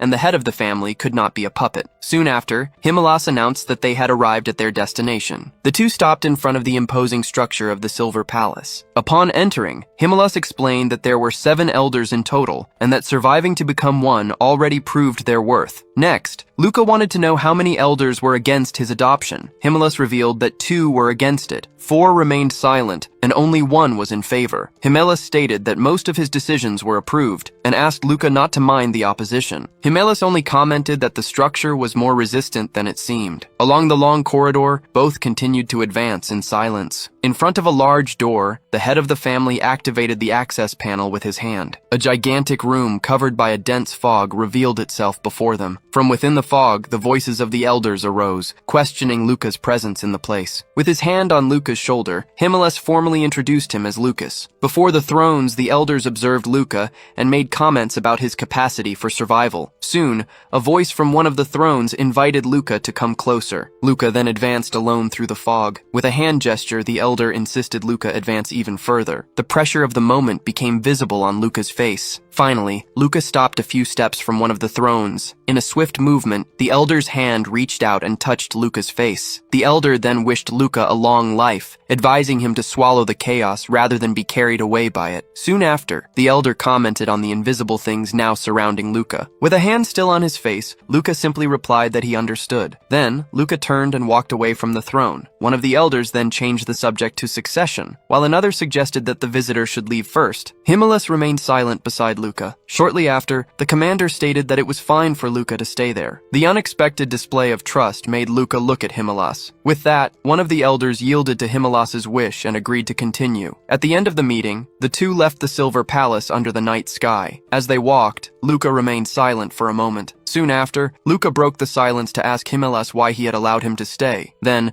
Himelas turned and said Luca would find the answer on his own. Thus, the last day in his new family's house was finally approaching. Preparing to leave, Luca opened his bedroom door for the last time. His departure, however, was immediately interrupted by an unexpected figure. A boy pointed a gun directly at Luca, asking if it was true that Luca could dodge bullets. Emilio, Himelas's son, stared at Luca with no sense of danger. With that, Luca warned Emilio to put the gun away, but Emilio only mocked the threat while provoking Luca about his origin. The provocation caused no visible reaction from Luca. In an instant, Emilio pulled the trigger while Luca moved to the side. The bullet hit the wall just behind Luca, leaving only a trail of smoke in the air. Surprised, Emilio then shouted that Luca shouldn't have dodged the bullet. Before Emilio could react, Luca lunged forward and grabbed the gun. Luca then simply kicked Emilio down the stairs. Down below, Emilio cried desperately over what had happened. As Luca walked away, he told Emilio to go tell everything to his father. With the gun in hand, Luca completed the phrase, suggesting Emilio say that his uncle tried to kill him. At that exact moment, Nicholas appeared running down the hallway, calling Emilio's name. Upon seeing his father, Emilio began crying and calling for him. From the top of the stairs, Luca silently watched the scene. The maids in the house also watched from a distance without interfering. With his son in his arms, Nicholas looked up and called Luca's name. He then demanded an immediate explanation about what had happened. In front of everyone, Luca explained that he needed to discipline Emilio for pointing a gun at an adult. Luca then added that he hoped Emilio would not repeat that behavior. At that moment, Nicholas turned to his son, asking if it was true that he had done that. Understanding the situation, Nicholas showed frustration with Emilio's behavior, but quickly regained composure. Still, Luca interrupted Nicholas, asking if he would do nothing since someone could have died. Nicholas then suggested they talk alone for a moment. Both men proceeded to a private room to continue the conversation. Once inside, Luca simply waited in silence. As soon as Nicholas sat down, he began the dialogue by calling Luca by name. Nicholas then commented that others might think they were fighting. Despite this, Nicholas was accused of using his own son to deflect suspicions of an alliance, and he lamented the risks involved. Unshaken, Luca coldly replied that he could simply have another son later. With a careless gesture, Luca suggested ignoring what he called a small problem. Nicholas then revealed that he was already aware of the alliance with Giselle. Luca warned Nicholas that if he continued by Giselle's side, Jupe could become the successor. Nicholas went on to explain that his life would be at risk if Jupe took power. Sitting in front of Nicholas, Luca simply listened attentively. Nicholas then revealed that despite appearances, Jupe had considerable support and saw Luca as a stumbling block. Nicholas lamented that neither he nor Jupe possessed Himela's power. At that moment, Luca questioned why Nicholas felt pressured by someone without ability, but the answer did not come easily. It was then mentioned that Jupe's military background guaranteed him support from part of the family. It was further added that some also preferred a weak leader rather than someone with Himela's power. The revelation made Luca understand that Himela's strength was the reason certain members sought a weaker successor. Luca then recalled the meeting with the elders,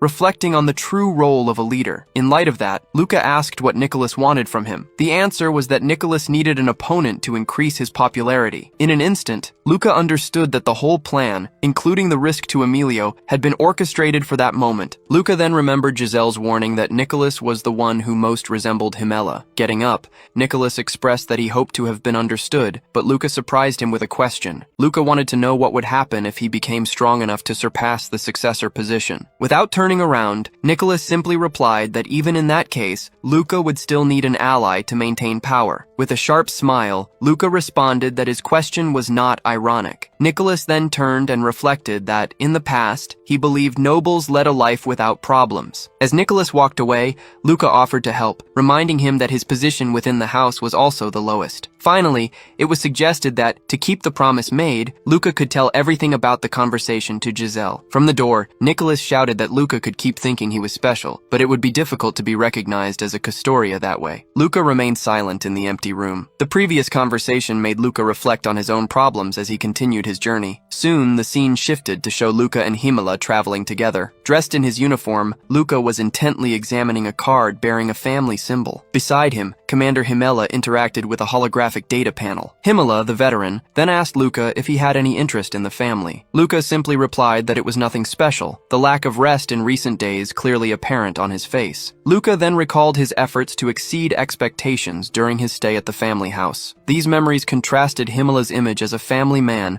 with the stern commander Luca knew. As Luca held the family card, his train of thought was suddenly interrupted. A strange, glitchy figure flickered onto a panel, signaling system interference. Moments later, the entire vehicle began to shake violently. A powerful impact then struck the transport, throwing it sharply off course. Suddenly, Luca realized the vehicle was being diverted in another direction. Himala, however, remained perfectly calm, simply telling Luca not to worry. The elder then revealed they had already planned for a possible attack, and that traitors awaited them at the end of their route. Himala indicated that support would arrive in 10 minutes, and they just needed to hold on until then. Luca then grabbed a weapon, preparing for the confrontation. However, Himala corrected him, stating they would leave the vehicle to avoid becoming an easy target. The suggestion surprised Luca for a moment. He quickly understood that, in Himala's position, knowing how to pilot was an expected skill. Without hesitation, the commander moved to the controls and opened an emergency exit. Next, Himala reassured Luca, explaining that the car would absorb the impact of the fall. As the transport plummeted toward the ground, Himala called out to Luca with a question. Mid-fall, Himala asked Luca what he thought of their situation. Luca shouted that Himala was using himself as bait. Himala then confirmed the plan, explaining it was so Barbara could gain the Nemesis's trust. Moments later, the commander warned Luca to prepare for impact,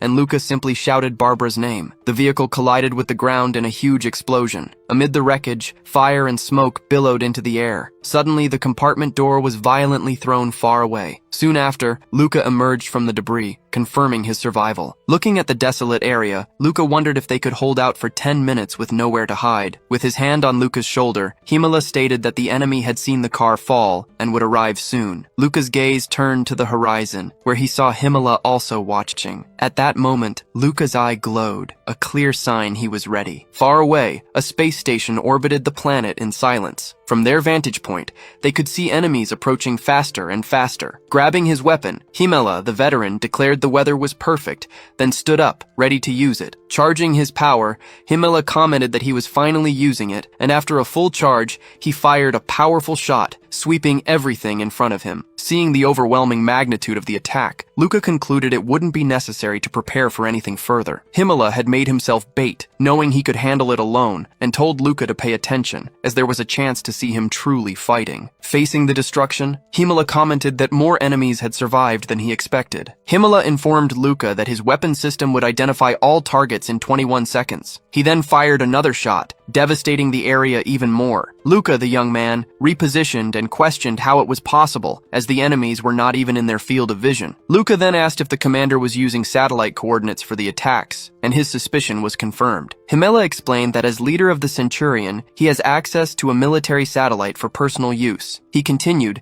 detailing that operating such equipment requires multiple computer systems. It became clear that the veteran, Himala, was controlling everything alone, demonstrating the true power of a Centurion leader. Suddenly, Himala dodged a shot coming his way. Both he and Luca observed that their enemies were rapidly approaching. Shortly after, a horde of opponents appeared through the dust, and one of them shouted upon locating them. A mechanized soldier yelled orders to focus the attack on the commander, Himala, and leave no trace of him. Simultaneously, a fighter with a sniper rifle prepared to attack. The sniper then fired toward Himmler, who calmly commented that he would take care of them. Soon after, Himmler told Luca to simply try to survive, but the young man complained that the order was too vague. Himmler then advised him, saying that to rise in life, Luca would need to learn how to understand orders like that. Himmler's voice echoed, warning that the world would not make things easy for the young man. While shooting non-stop, Luca wondered how this was possible. However, one of the hooded enemies easily deflected Luca's bullets with his sword. The opponent's skill immediately caught Himmler's attention. The fighter then advanced at high speed, ready to attack. With a smile, Himmler, the more experienced one, spun his body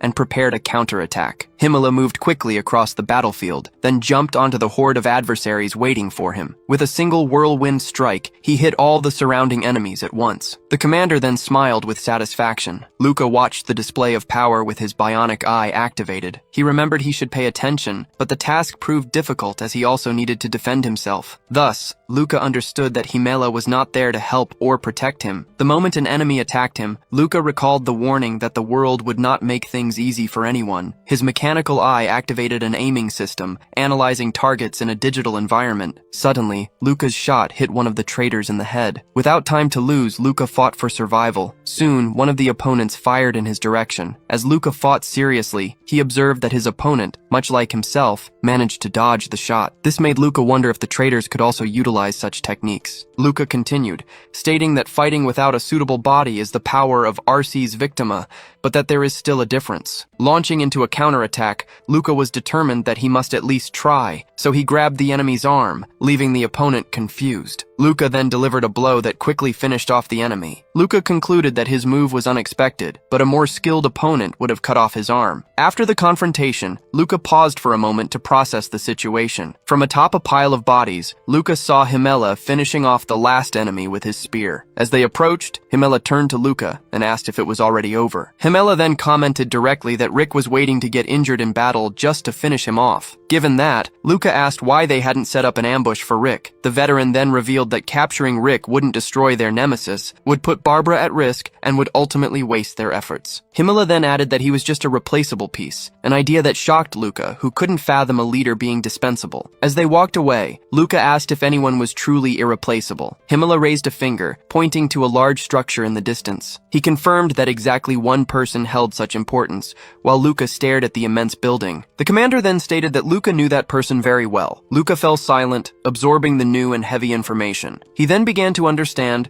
that as long as it was to protect that person, it didn't matter if others, like himself or even Himmler, died. This realization made him question his own usefulness. Even so, as they walked toward the structure surrounded by ships, Luca reaffirmed to himself that he still belonged to the Empire. As Luca entered the main hall under the Empire's banner, all eyes turned to him. He walked through the hall with a serious expression, keenly aware of the attention he was receiving. An identification card he carried confirmed his new family affiliation. Two young men soon began whispering, questioning how he had acquired the surname Castoria. Another group then commented that even with the captain's affection, the adoption seemed excessive. For others, it was a miracle, but for Luca, the situation was deeply uncomfortable. Soon after, Giselle passed by him, dropping an object on the floor with an apology. Luca then stepped on the item, remembering that he had joined Himmler to no longer be disposable. Still, upon seeing the card on the floor, he realized his goal seemed impossible. Alone in the crowd, he understood he would have to pay a price, risking his life to discover Kinyuman's identity. Therefore, he decided to do everything he could until that day arrived. Thus, he started a combat simulation where multiple targets with alerts appeared around him. Amid intense training, he defended against all attacks with his sword. His routine consisted of non-stop training, connected to machines that monitored his body. At the end of each cycle, robotic arms performed procedures while he rested. Mechanical arms continued the procedures, applying improvements to his body while a monitor displayed his vital signs. After the process, he got up and analyzed the constant physical improvements he had been receiving. Next to him, a container full of used components revealed that less than a year remained until his training concluded.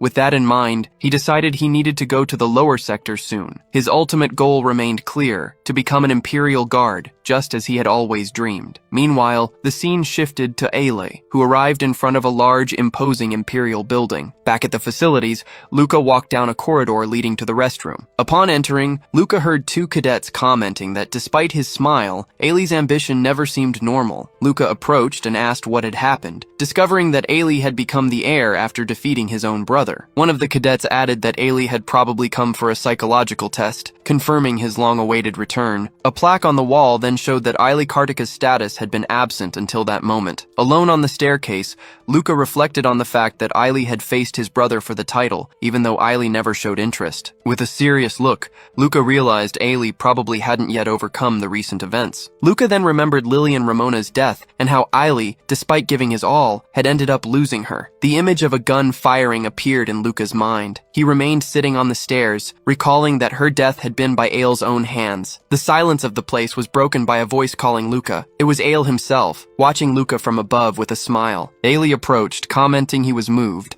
and asked if he should call him Lucas. Luca corrected him, saying it was just Luca. Ailey then said he would put away his backpack and asked for a moment, and Luca agreed. Luca watched his friend walk away with a slight smile. Once settled, Luca commented that he had heard Ailey fought his brother and took his place. Ailey corrected him, explaining it was a formal duel, and that he won because his brother was weak to provocations. This led Luca to ask what Ailey did. With a smile, Ailey revealed he had seduced the girl his rival liked, commenting it was easy since he was handsome. After saying he even felt sorry for his brother, Luca simply replied, "He is trashed." Ailey then changed the subject, questioning how Luca was accepted so easily by the Castoria family. In response, Luca stated that his life had always been like walking a tightrope, and the current situation was no different. Ailey then offered a piece of advice. Even a juggler falls sometimes, but that doesn't mean the show should stop. Soon after, Ailey stood and called Luca's name to get his attention. Firmly, Luca declared that he no longer wanted to run from his problems. Immediately, Ailey asked if this decision was because of that girl. Luca then explained his logic, stating that to solve his family's and the Empire's problems, he just needed to reach a position of power. Luca remained silent for a moment, convinced of his decision. Watching Luca, Ailey recognized his friend's incredible abilities, and concluded that if Luca had already made a decision, there was nothing to be done. Luca then changed the subject, welcoming Ailey and warning that Ailey would also need to work harder. The two remained there, each with their own burdens and ambitions. Next, Ailey extended his hand and proposed they work hard together once again, because that was their purpose. With a firm handshake, Luca agreed to the plan and confirmed his participation. As Luca was helped to stand, it became clear that his only task now was not to fall off the tightrope,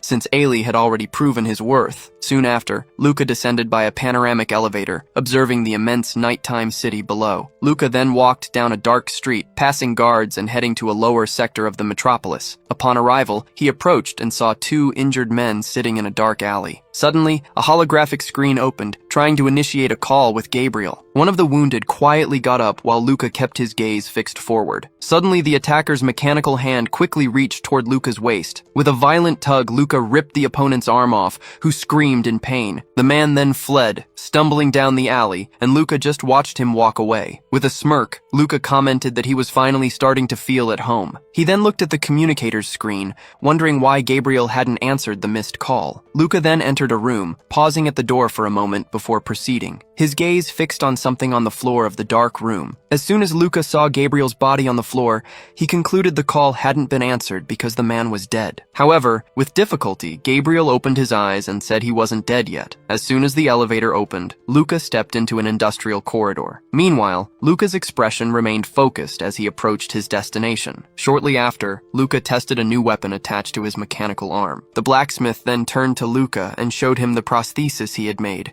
asking what Luca thought. Next, Luca picked up the new sword, commenting that the grip was firm and aligned well with the prosthesis, but the strength could be adjusted. Even without a detailed request, the craftsman delivered a weapon that seemed exactly what Luca needed for combat. Luca then introduced the blade, explaining its name was Cruxus, which meant calamity in the ancient tongue. He also revealed that the pistol was called Ruina, meaning destruction. After explaining that feminine names required special treatment, Luca, the wielder of the weapons, promised to make good use of them. The blacksmith said goodbye enthusiastically as Luca left the place with his new arsenal. Now alone, Luca held the weapon, keenly aware he would need something beyond his current skills to fight someone stronger. After all, Luca's old equipment hadn't helped last time and had been completely destroyed. Shortly after, Luca found Gabriel lying on a medical bed, badly injured and covered in bandages. Standing by the bedside, Luca quietly observed his contact's condition. Gabriel revealed he had taken 2 shots, one in the chest and another in the stomach, which meant they hadn't tried to kill him. When Luca asked what happened, Gabriel explained the attack was a warning, as everyone in the area was increasing their forces. He added that they shot him as a message, leading Luca to ask why Gabriel didn't just join a gang to survive. Gabriel retorted that he preferred to die rather than be a lackey, then changed the subject, asking what Luca was doing there after so long. Sitting in a chair,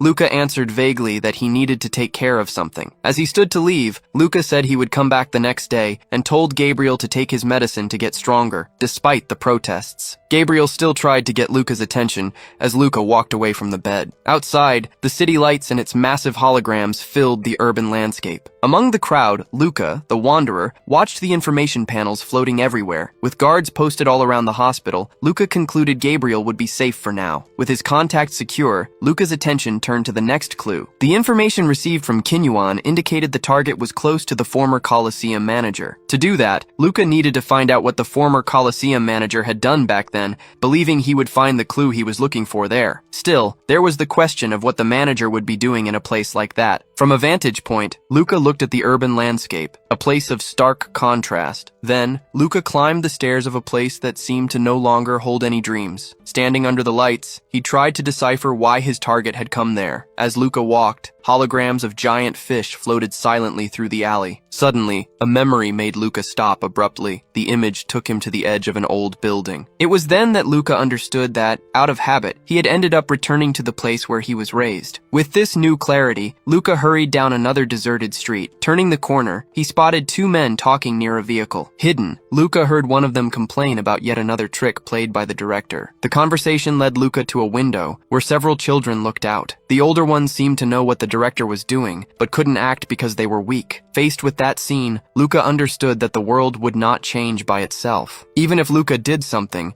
he knew relief for those children would be only temporary. After all, their situation would only improve for a few months before everything went back to how it was before. With that, the 2 men noticed Luca's presence and asked what he was doing there. While one of them told Luca to get lost, Luca concluded that he had become too sentimental. Still, that was enough reason to decide to get involved in the situation. The orphanage director recognized Luca and, surprised, told his companion to back off. While taking a punch, Luca tried to say that the young man had truly become a guard. After easily knocking the guard down, Luca simply commented that he already had enough money. The director, desperate, tried to argue, reminding Luca that he had always been good to him, even giving him extra food. Grabbing the director by the collar, Luca replied that was precisely why he hadn't broken his neck yet. Completely terrified, the director started crying and begging for forgiveness, pleading to know what he had done wrong. Luca only explained that he was passing through, and what he saw annoyed him, ignoring the director's apologies and promises that it wouldn't happen again. Despite the director's promises to become a new man thanks to him,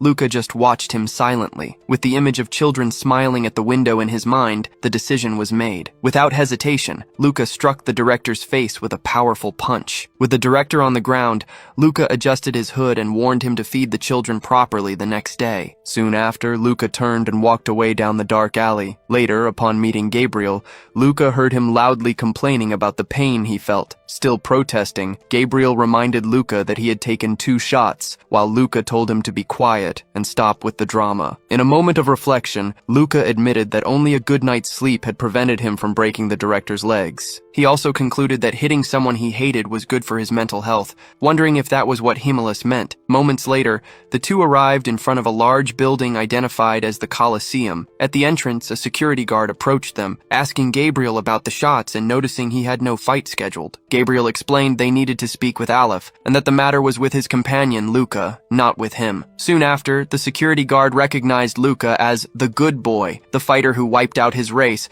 telling him to calm down. Ignoring the comment, the guard used his communicator to inform that Gabriel was there with the good boy to see Aleph. Then, he guided them up a staircase to the upper floor. In the room, Aleph welcomed them and, already aware of the rumors, asked Gabriel if he was okay after taking the shots. Luca commented on his friend's popularity, to which Gabriel retorted, asking how Luca thought he had survived so long. Soon after, Aleph greeted Luca as good boy, but Luca corrected him, asking to be called by his real name and inquired about his teacher. Upon hearing Aleph offer a match, Luca declined, explaining that the business was with Aleph and that he wanted to talk in private. However, Aleph refused the request, stating he wasn't good at fighting and that his men were there for his security. With that, the ex-fighter Luca boasted that the men who followed them were nothing but ants to him. The Colosseum's head, Aleph, then warned Luca not to be arrogant just because he knew how to fight, saying he was crossing the line. In response, Luca just smiled and told Aleph to obey. Aleph broke his cigarette and called Luca good boy again. Luca just reminded Aleph that he had already told him to call him Luca. Then, the guards from the coast rushed at them. Quickly, Luca turned to Gabriel and ordered him to close the door. The guards then fired, forcing Gabriel to block the shots with his body. While dodging the gunfire, Luca hung from the ceiling, hoping they would stop shooting. From the door, Gabriel shouted for Luca to hurry up and finish it quickly. After landing, the enemies aimed their weapons at Luca, and one of them ended up hitting his own ally. Soon after, Luca crossed his arms and finished off the two henchmen. Sitting in his armchair, Aleph admitted that his security really had been useless. Later, the rain began to fall over the streets and the city's holograms. Water ran down the facade of an industrial building. Inside, Gabriel complained about the pain in his body because of the rain, while being treated by Gilda. Gilda teased Luca, asking if he knew his body wasn't waterproof, but he just replied sarcastically. While looking at the rain through the window, Luca concluded that the deal with Aleph hadn't been so bad. After all, his surname proved more useful than he expected in the negotiation. The Colosseum's head recognized Luca as Lucas Castoria, son of the Imperial Guard captain. With that, the head decided the risk was worth it and asked what Luca needed. Luca's request was to obtain information about the man who killed the former Colosseum leader, a common occurrence in the streets. Luca made it clear that he wanted to know every detail, no matter how small. Back in the present, Luca recounted that Aleph had offered to become his servant after their conversation. Luca explained that upon reaching adulthood in a year,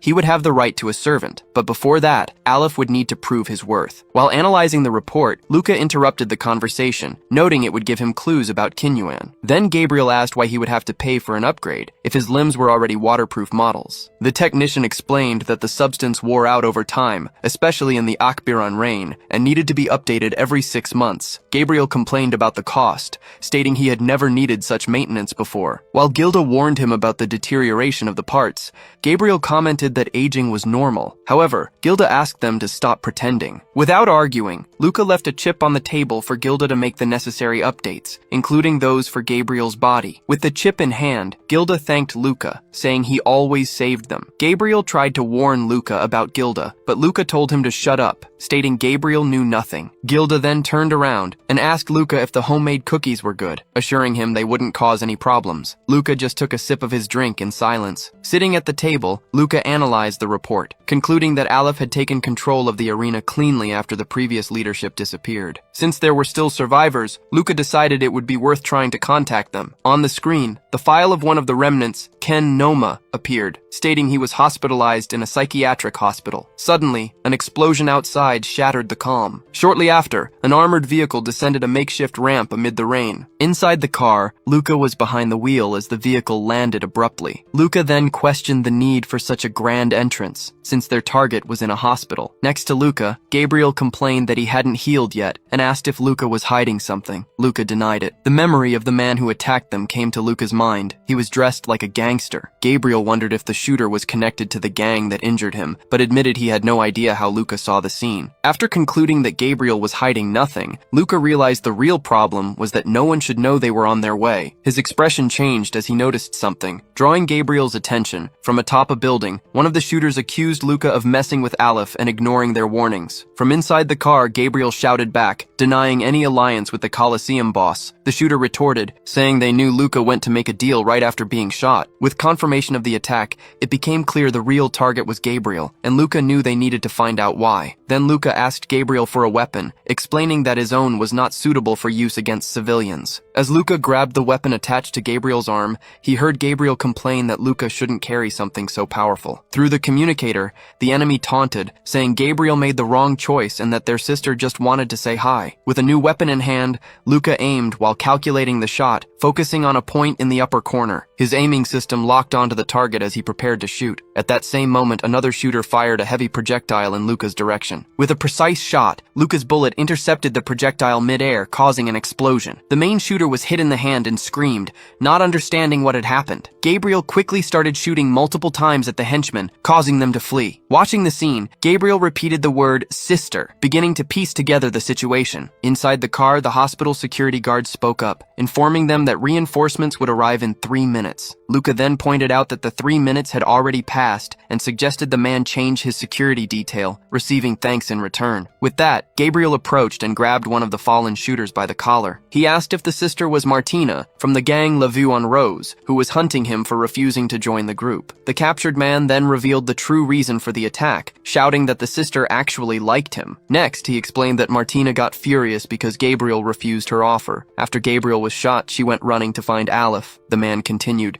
saying Martina used the excuse of joining the gang just to get closer to her target. Luca then interrupted the conversation and told the captured man to let Martina know that Gabriel would see her soon, despite Gabriel's protest. Still, Gabriel concluded it was better to resolve the situation, wondering if Martina's interest could be useful since she was a gang leader. The possibility of using the scenario to his advantage sparked his interest. Shortly after, the vehicle arrived in front of the psychiatric hospital. Finally, they stopped in front of the room where Ken Noma was sitting with his back to the glass door. Soon after, the two entered the room. Luca then observed the patient, who was calm in his room. As Luca approached, he called Ken Noma by name, confirming his identity. Upon finding Ken Noma, Luca introduced himself and said he had a question about the arena manager. Even without getting a response, Luca closely observed the man's catatonic condition. Soon, Gabriel explained it would be useless, since Ken had been tortured to the limit and was now like a living corpse. With that, Luca prepared a temporary treatment used by the guards for damaged nerves, planning to use it on Ken. Next, Luca stated that his information showed Ken was fanatical about knives. Gabriel then asked them to leave, treating the situation as a waste of time, while Ken Noma handled the blade. Ignoring the warning, Luca advanced, aiming a quick jab at Ken Noma. However, the attack was blocked at the last moment by Ken's weapon. With the impact, Ken Noma's eyes showed a sudden clarity. Next, a rapid exchange of blows began between the two, releasing sparks with each movement. Quickly, Luca managed to stop the knife's advance by holding it with only 2 fingers. With his arm immobilized, Ken finally spoke, saying he felt like he was trapped in a swamp and confirmed his name. Soon after, Ken deduced that Luca had some questions to ask him. Faced with Gabriel's surprise, Luca explained that he now only needed to keep Ken Noma's brain active. Maintaining the tension of the fight,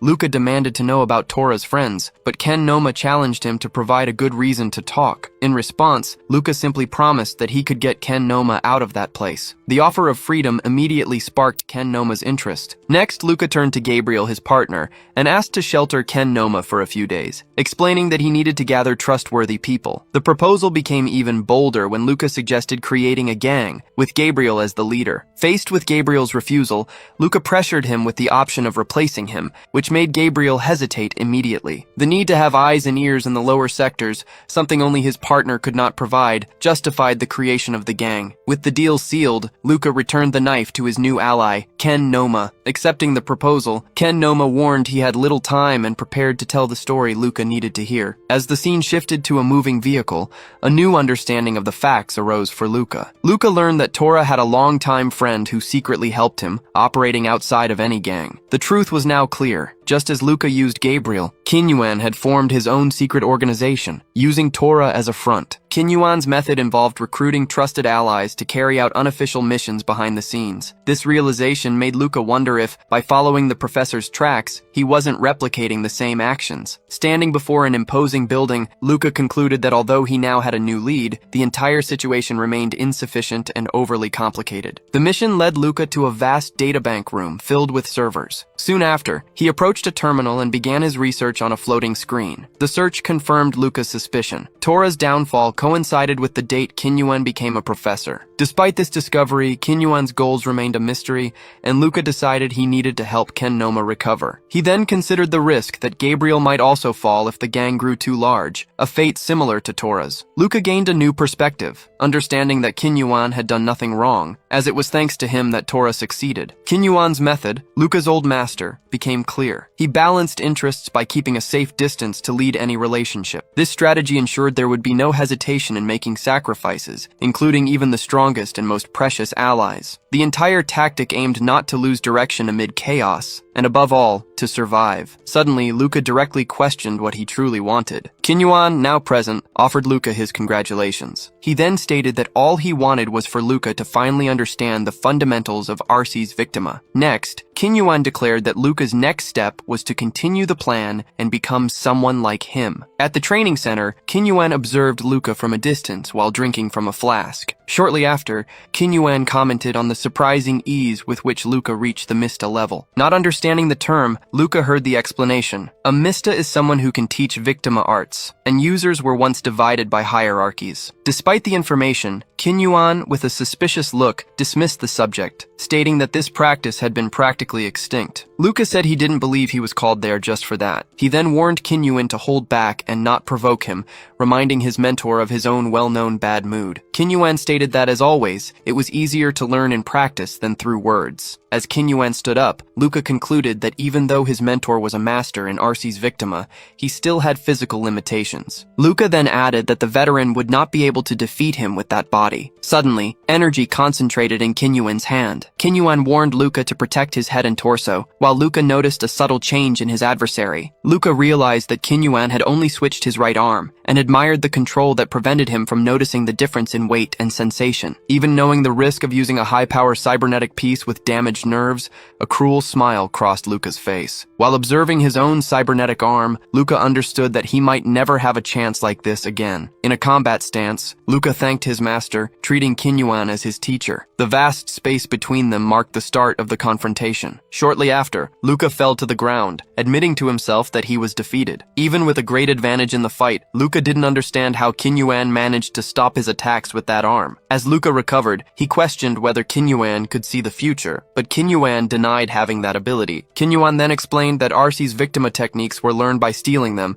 and that Luca needed to use his brain's resources. With that, Kinyuan ended the lesson, saying they would continue in the next class, and dismissing Luca. The image of Ken Noma flashed in Luca's mind, reminding him of his mission. As Luca stood up, he concluded that to take the next step, he would have to learn some things alone, a difficult path he knew. Despite being dismissed, Luca offered to support his teacher. As Luca supported him, Kinyuan remarked that he would owe him one, and Luca simply accepted. Luca then reflected that the person who knew everything was right beside him. The drink left on the bench reinforced the unspoken rule they both followed, maintaining a certain psychological distance. During their journey to the office, Kinyuan suggested Luca try a relationship before changing his body. Luca simply replied that he would see what to do. This brief conversation made Luca admit to himself that it would be a lie to say their relationship didn't hurt him. The reason was the certainty that, one day, they would inevitably have to part ways. At least one last wish remained in Luca's mind, not having to deal with Kinyuan with his own hands. Hidden cybernetic mercenaries laughed around a table. As Luca approached, his companion warned him that those men would do anything for money. Because of that, Luca grabbed his companion by the collar and complained that he needed useful people, not that kind of crowd. Gabriel then explained that Ken Noma was in a room on the second floor, though it had been costly to get him out of the hospital. Soon after, Luca delivered the chip, asking them to save it, and the others simply agreed. As Luca walked away, the sponsor instructed Gabriel to tell the men that he was behind the operation and that they should take the job seriously. Meanwhile, in the second floor room, Ken Noma sat on the bed. As Luca entered, he heard Gabriel saying that Ken's name should still be on the hospital's list. Gabriel continued, explaining that visitors wouldn't discover anything, except for guards and nurses. After hearing the information, a slight smile appeared on Luca's face. He then grabbed a vial and inserted it into an injection device. Approaching Ken, Luca held the injector in hand. Suddenly, a knife flew toward Ken Noma. The question was asked directly, "Do you know who I am, Ken Noma?" With the blade in hand, Ken confirmed he recognized him. Ken then stared at Luca, stating that he was someone trustworthy. Now, with the knife in his possession, Luca invited Ken for a conversation. Meanwhile, Gabriel was suddenly surprised by the fierce exchange between the two. Without hesitation, Ken Noma, the man on the bed, attacked fiercely. However, with an agile movement, Luca managed to block, realizing his opponent must have been very good back in the day. Luca then forced Ken a step backward. With the impact, Ken Noma staggered back to the bed. Even without understanding, Ken asked what had been done, as his mind felt clearer. Luca simply replied that he had mixed and applied some medicines. Ken then questioned Luca about his knowledge. Luca then revealed he was following the trail of the man who sponsored Tora. But before Luca could say more, Ken asked for a cigarette and alcohol. After receiving what he asked for, Ken advised Luca to relax, commenting that he looked like a soldier. With that, Ken finally remembered that Tora called him Noel. Ken continued, explaining that Tora wouldn't have handled something as big as the arena alone. It must have been because of that man. Curious, Luca asked what happened, and Ken responded that part of the arena's money was being diverted. Before continuing, Ken said he wanted to ask one thing. Luca immediately deduced the request was about Aleph. Ken then confirmed, revealing he still wanted to take revenge for the state he was left in. However, the visitor refuses, explaining that he and Aleph are business partners and that the matter should be ignored. The visitor then reminds Ken that he is under Gabriel's gang protection and will be able to take revenge when he gets out of there. Even so, Ken interrupts, guaranteeing that he keeps his word, unlike the visitor. Luca just listens, thinking how everyone who betrays says the same thing. His gaze then turns toward Gabriel in the background, knowing whom to trust. Suddenly, the mention of Tora's records makes Luca's eyes widen. The informant explains that Aleph must have the records and instructs Luca to look for companies starting with the letter B, as the money that went through them went to Noel. As Luca receives this information, he realizes something is happening outside. Gabriel approaches, asking what is going on. Before them, a woman steps on the head of a fallen mercenary,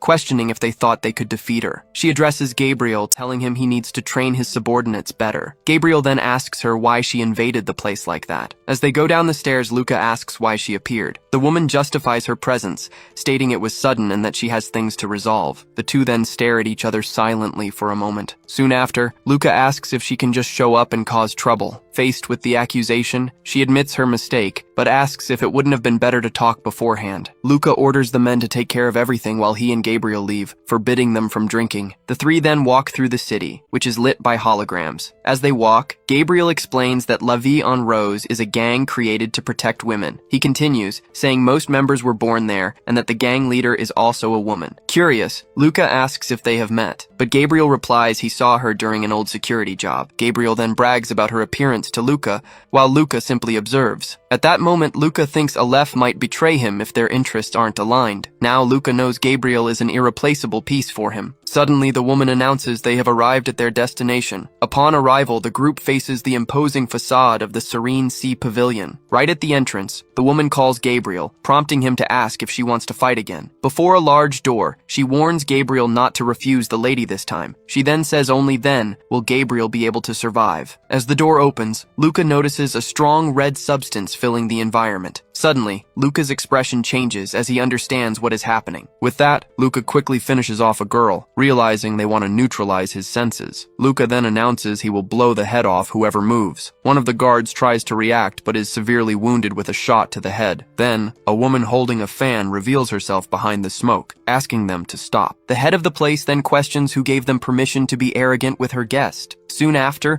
one of the subordinates apologizes to her lady for what happened. As Gabriel gets angry about the situation, Luca intervenes and asks him to stay calm. Luca then explains they only came to talk, but understands she wants to get rid of him without dirtying her own hands. The woman then apologizes for her subordinate's loyalty and directly asks Luca's name. After introducing himself, Luca is asked what he does in the lower sectors, but he replies it is none of her business. The lady then informs Luca that he seems not to understand how things work, revealing that he is in La Vie en Rose. With that, Luca laughs while she warns him that he is very mistaken if he thinks nobility guarantees any safety in that place. The hostess, Martina, watched Luca angrily from behind her fan as he commented that some people think they are important just because they stick together in groups. Seeing her reaction, Martina's subordinate approached and asked her lady to calm down. The servant then leaned in to speak with Martina, while Luca watched from afar. With a quick movement, Martina closed her fan. Shortly after, she turned around and ordered them to follow her. As the group was led inside, Martina warned that she would get straight to the point. Sitting in her room, Martina revealed that the only thing she wanted was to date Gabriel. Surprised, Luca questioned why a woman like her would be interested in him, since a pretty face could get her anything. Gabriel muttered that he hated being under someone's wing, but Luca corrected him, explaining that he was just a sponsor, not Gabriel's boss. Gabriel then emphasized that Luca was not his boss, provoking a reaction from Martina. Luca suggested that Gabriel date her for a while, as it wouldn't be a problem to balance that with work. Not understanding Gabriel's refusal, Luca asked what the problem was. Gabriel revealed that the real issue was Martina being much older than him. At that moment, Luca realized Martina was even older than Gabriel's grandmother. Gabriel stammered that he would rather die than accept it, even admitting she was still physically very well. Faced with the impasse, Luca simply put his hand on his head. Next, Luca revealed that Gabriel now had a gang, and therefore could no longer enter La Vie en Rose. Luca added that, thanks to his good relationship with Aleph from the arena, Gabriel's gang wouldn't have trouble establishing themselves. Still, Martina confidently stated that she had never lost a man she desired before. Luca provoked her, saying that then this would be her first time, and that it was rare to have a first time at her age. Ignoring the comment, Martina turned to Gabriel and promised she could give him things beyond imagination. Soon after, she looked at Gabriel seriously and asked him, please, to stay with her. Faced with the proposal, Gabriel just clenched his teeth and began to sweat, embarrassed. Amid the tension, everyone remained silent, waiting for the next move. Martina then sighed and declared that, given the refusal, she had no other choice. With that, Martina changed the subject and suggested they talk business, asking why they wanted a gang. She stated she didn't intend to become enemies with someone as brave as Luca, leaving Gabriel confused by the sudden change. Martina then mocked Gabriel and revealed she usually had a thing for ugly guys. Laughing cruelly, Martina called Gabriel a pathetic man and said that just thinking of him at her feet gave her chills. Seeing his partner humiliated, Luca commented that it seemed it wasn't just nobles who had strange tastes. Shortly after, Martina composed herself and suggested they resume the business conversation. The scene shifted to a holographic advertisement for the local fighting arena. Elsewhere, LF commented that Luca was a smart boy for already doing business with La Vie en Rose. After the meeting with Martina, Luca went to LF to ally Gabriel's gang with the arena and La Vie en Rose. Thus, with the rumor spreading, no one would stand in Gabriel's gang's way, and talented people could join them. Luca revealed he knew LF was subordinate to Tora and hoped LF would continue acting the same way. Back on the streets, holograms floated over pedestrians' heads. Martina's subordinate asked Luca if he really trusted the ally. Luca's answer was that she must be blind to think otherwise. Luca then commented that it was hard to trust anyone, as people are unpredictable. He remembered that Martina had offered to lend one of her girls, revealing that the ex-soldier was quite experienced, even without having finished training. Luca quickly realized that Martina, the leader, wanted to discover his identity. However, he concluded that the girl was more useful than the idiots in Gabriel's gang. Since the girl agreed to take care of security, Luca saw no loss in the deal until the young woman asked if he came from a military family. After Luca questioned why, she explained it was because he was strong and too young to have defeated her so easily. Luca comments on her confidence, but the woman clarifies that she didn't leave due to a lack of skill. She was in fact the best student in her battalion. Luca then asks why she left, but the girl refuses to answer, stating they aren't close enough to discuss personal matters. With that, he decides to drop the subject, though she insists on escorting him to the end. Before they part ways, the young woman teases him, claiming he is no stronger than she is, then bids him a formal goodbye. He simply watches as she walks away. Alone in an alley, Luca recalls Ken's instruction to look for companies starting with the letter B in Tora's books. This, he believes, will help him trace Noel, a pseudonym he suspects Kinyuan used. Analyzing the data before him, Luca discovers all those companies closed years ago. He quickly realizes he needs a more reliable database, as the current system is corrupted with false information. The only solution that comes to mind is to access the Imperial data system. Even knowing the call will be expensive, he decides there is no other way and initiates it. As soon as the call connects, a voice greets him, noting he has been very busy. Nicholas then suggests they get straight to the point. Luca requests access to the Imperial database, but when denied, he proposes investigating some closed companies instead. Nicholas asks if this will help Luca's reputation in the family, and confirmation quickly follows. With that, Nicholas agrees to help and asks for the list, promising an answer in 2 hours and remarking that brothers should help each other. After hanging up, Luca feels an inevitable disdain for the brothers' false camaraderie. He decides not to dwell on the price of the favor, as his mission is his only priority at the moment. At that moment, Luca reflects on all the alliances he had to form, with Aleph, Ken Noma, Gabriel's gang, and Levi on Rose. The entire night was consumed by negotiations, leaving him dizzy. Exhausted, he throws himself onto the bed, thinking the worst thing that could happen would be a call from his new father. He buries his face in the pillow, wishing for just a few moments of peace. However, his hope is frustrated when a message notification appears, sent by Nicholas, indicating his mission is not yet over. While looking at the mission report, Luca wonders how many of these missions Ale participated in during his absence. Luca then realizes that his colleague has been volunteering for non-mandatory missions, which explains why he hasn't seen Ale. He recalls the moment Ale said that from that day on, he would stop running away. Faced with the memory, Luca decides he should go see him. Checking Ale's status, he discovers Ale is resting in his personal repair room and appears to be free, just as Luca was considering visiting. A woman approaches Luca and asks if he has already heard the news. She reveals that Ale has been going crazy with the missions and warns that he will end up losing his first place if he continues that way. Unshaken, Luca simply turns and replies with a simple, "We'll see." Immediately, the girl teases him, asking if his confidence stems from being adopted by the Castoria family. Upon hearing her suggestion that he should relax, Luca reflects that they know absolutely nothing. In a flashback, he remembers how easy it was to pull a trigger when acting under orders, without needing to judge which side one was on. Now, however, he needs to do everything alone, not knowing whom to trust and suppressing the urge to give up. Even missing the past, he reaffirms that this was his choice and that if he fails, he will be eliminated. His only goal for survival is to solve his own problems to become like figures such as Qinyuan or Hylas. Seeing his reaction, the woman apologizes for judging him, admitting she was only worried because she hadn't seen him around. He reassures her, saying that this is now his power, the strength and prestige he always dreamed of. He also comments that everything starts with small steps until the nobles begin paying more attention. He then reveals that he hasn't slept for a few days. Even so, he states that being a noble is not so easy, but he will keep rising no matter what. With that, Luca walks down the corridor toward the personal repair room. Upon entering, he finds Ile lying inside a maintenance capsule. As soon as Ile notices him, the blonde greets Luca, who simply replies with Ile's name. Observing Ile's damaged hand, Luca notes it seems to have been through a lot. He then comments that he heard Lori Kartika is very active, but Ile replies that it's nothing compared to Luca. Luca recalls the warning that he could lose first place,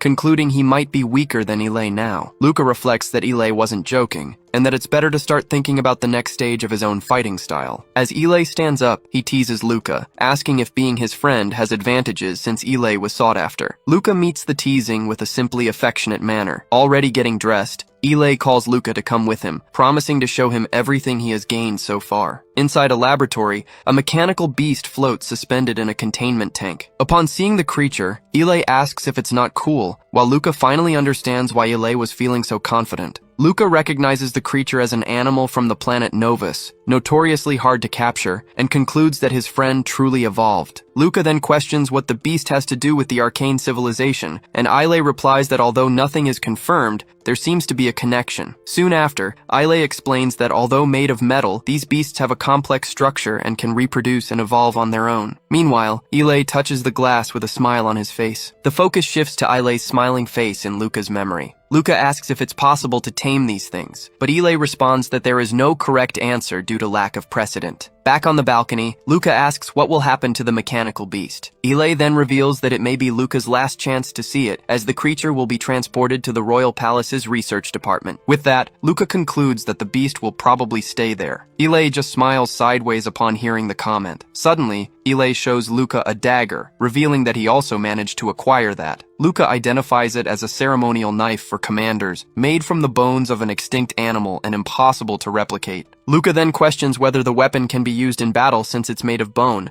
and Ile asks him to hold it firmly. In a quick move, Ile attacks, and the strike is blocked with the knife Luca holds. Holding the weapon, Luca comments that he thought it was unique. Suddenly, the dagger starts releasing energy over the blade. With a smile, Ile reveals that it is a gift to celebrate the fact that Luca might be the heir to the Castoria family. Ile then explains that the weapon's name means always white, and that it is not such a simple gift. Even without knowing if he's being teased, Luca hears Ile assure him that he's being sincere. Silently, Luca accepts the dagger offered to him. Under the city sky, Luca promises to make good use of it. Back in his room, Luca enters, holding the new gift. Finally, he observes the dagger he just received. Luca reflects that, in a universe destined to disappear, our lives are just a fragment of insignificance. Despite that, he thinks that prestige, life, and relationships are things that must continue until the end. Then, Luca admits to himself that he's getting sentimental, but that there's nothing to be done. Luca then recognizes that this is the first sincere gift he has received in his whole life. A moment later, with a smile, Luca acknowledges that Nicholas really knows how to do a good job. If you enjoyed it, please like and subscribe to the channel. Until next time, bye-bye.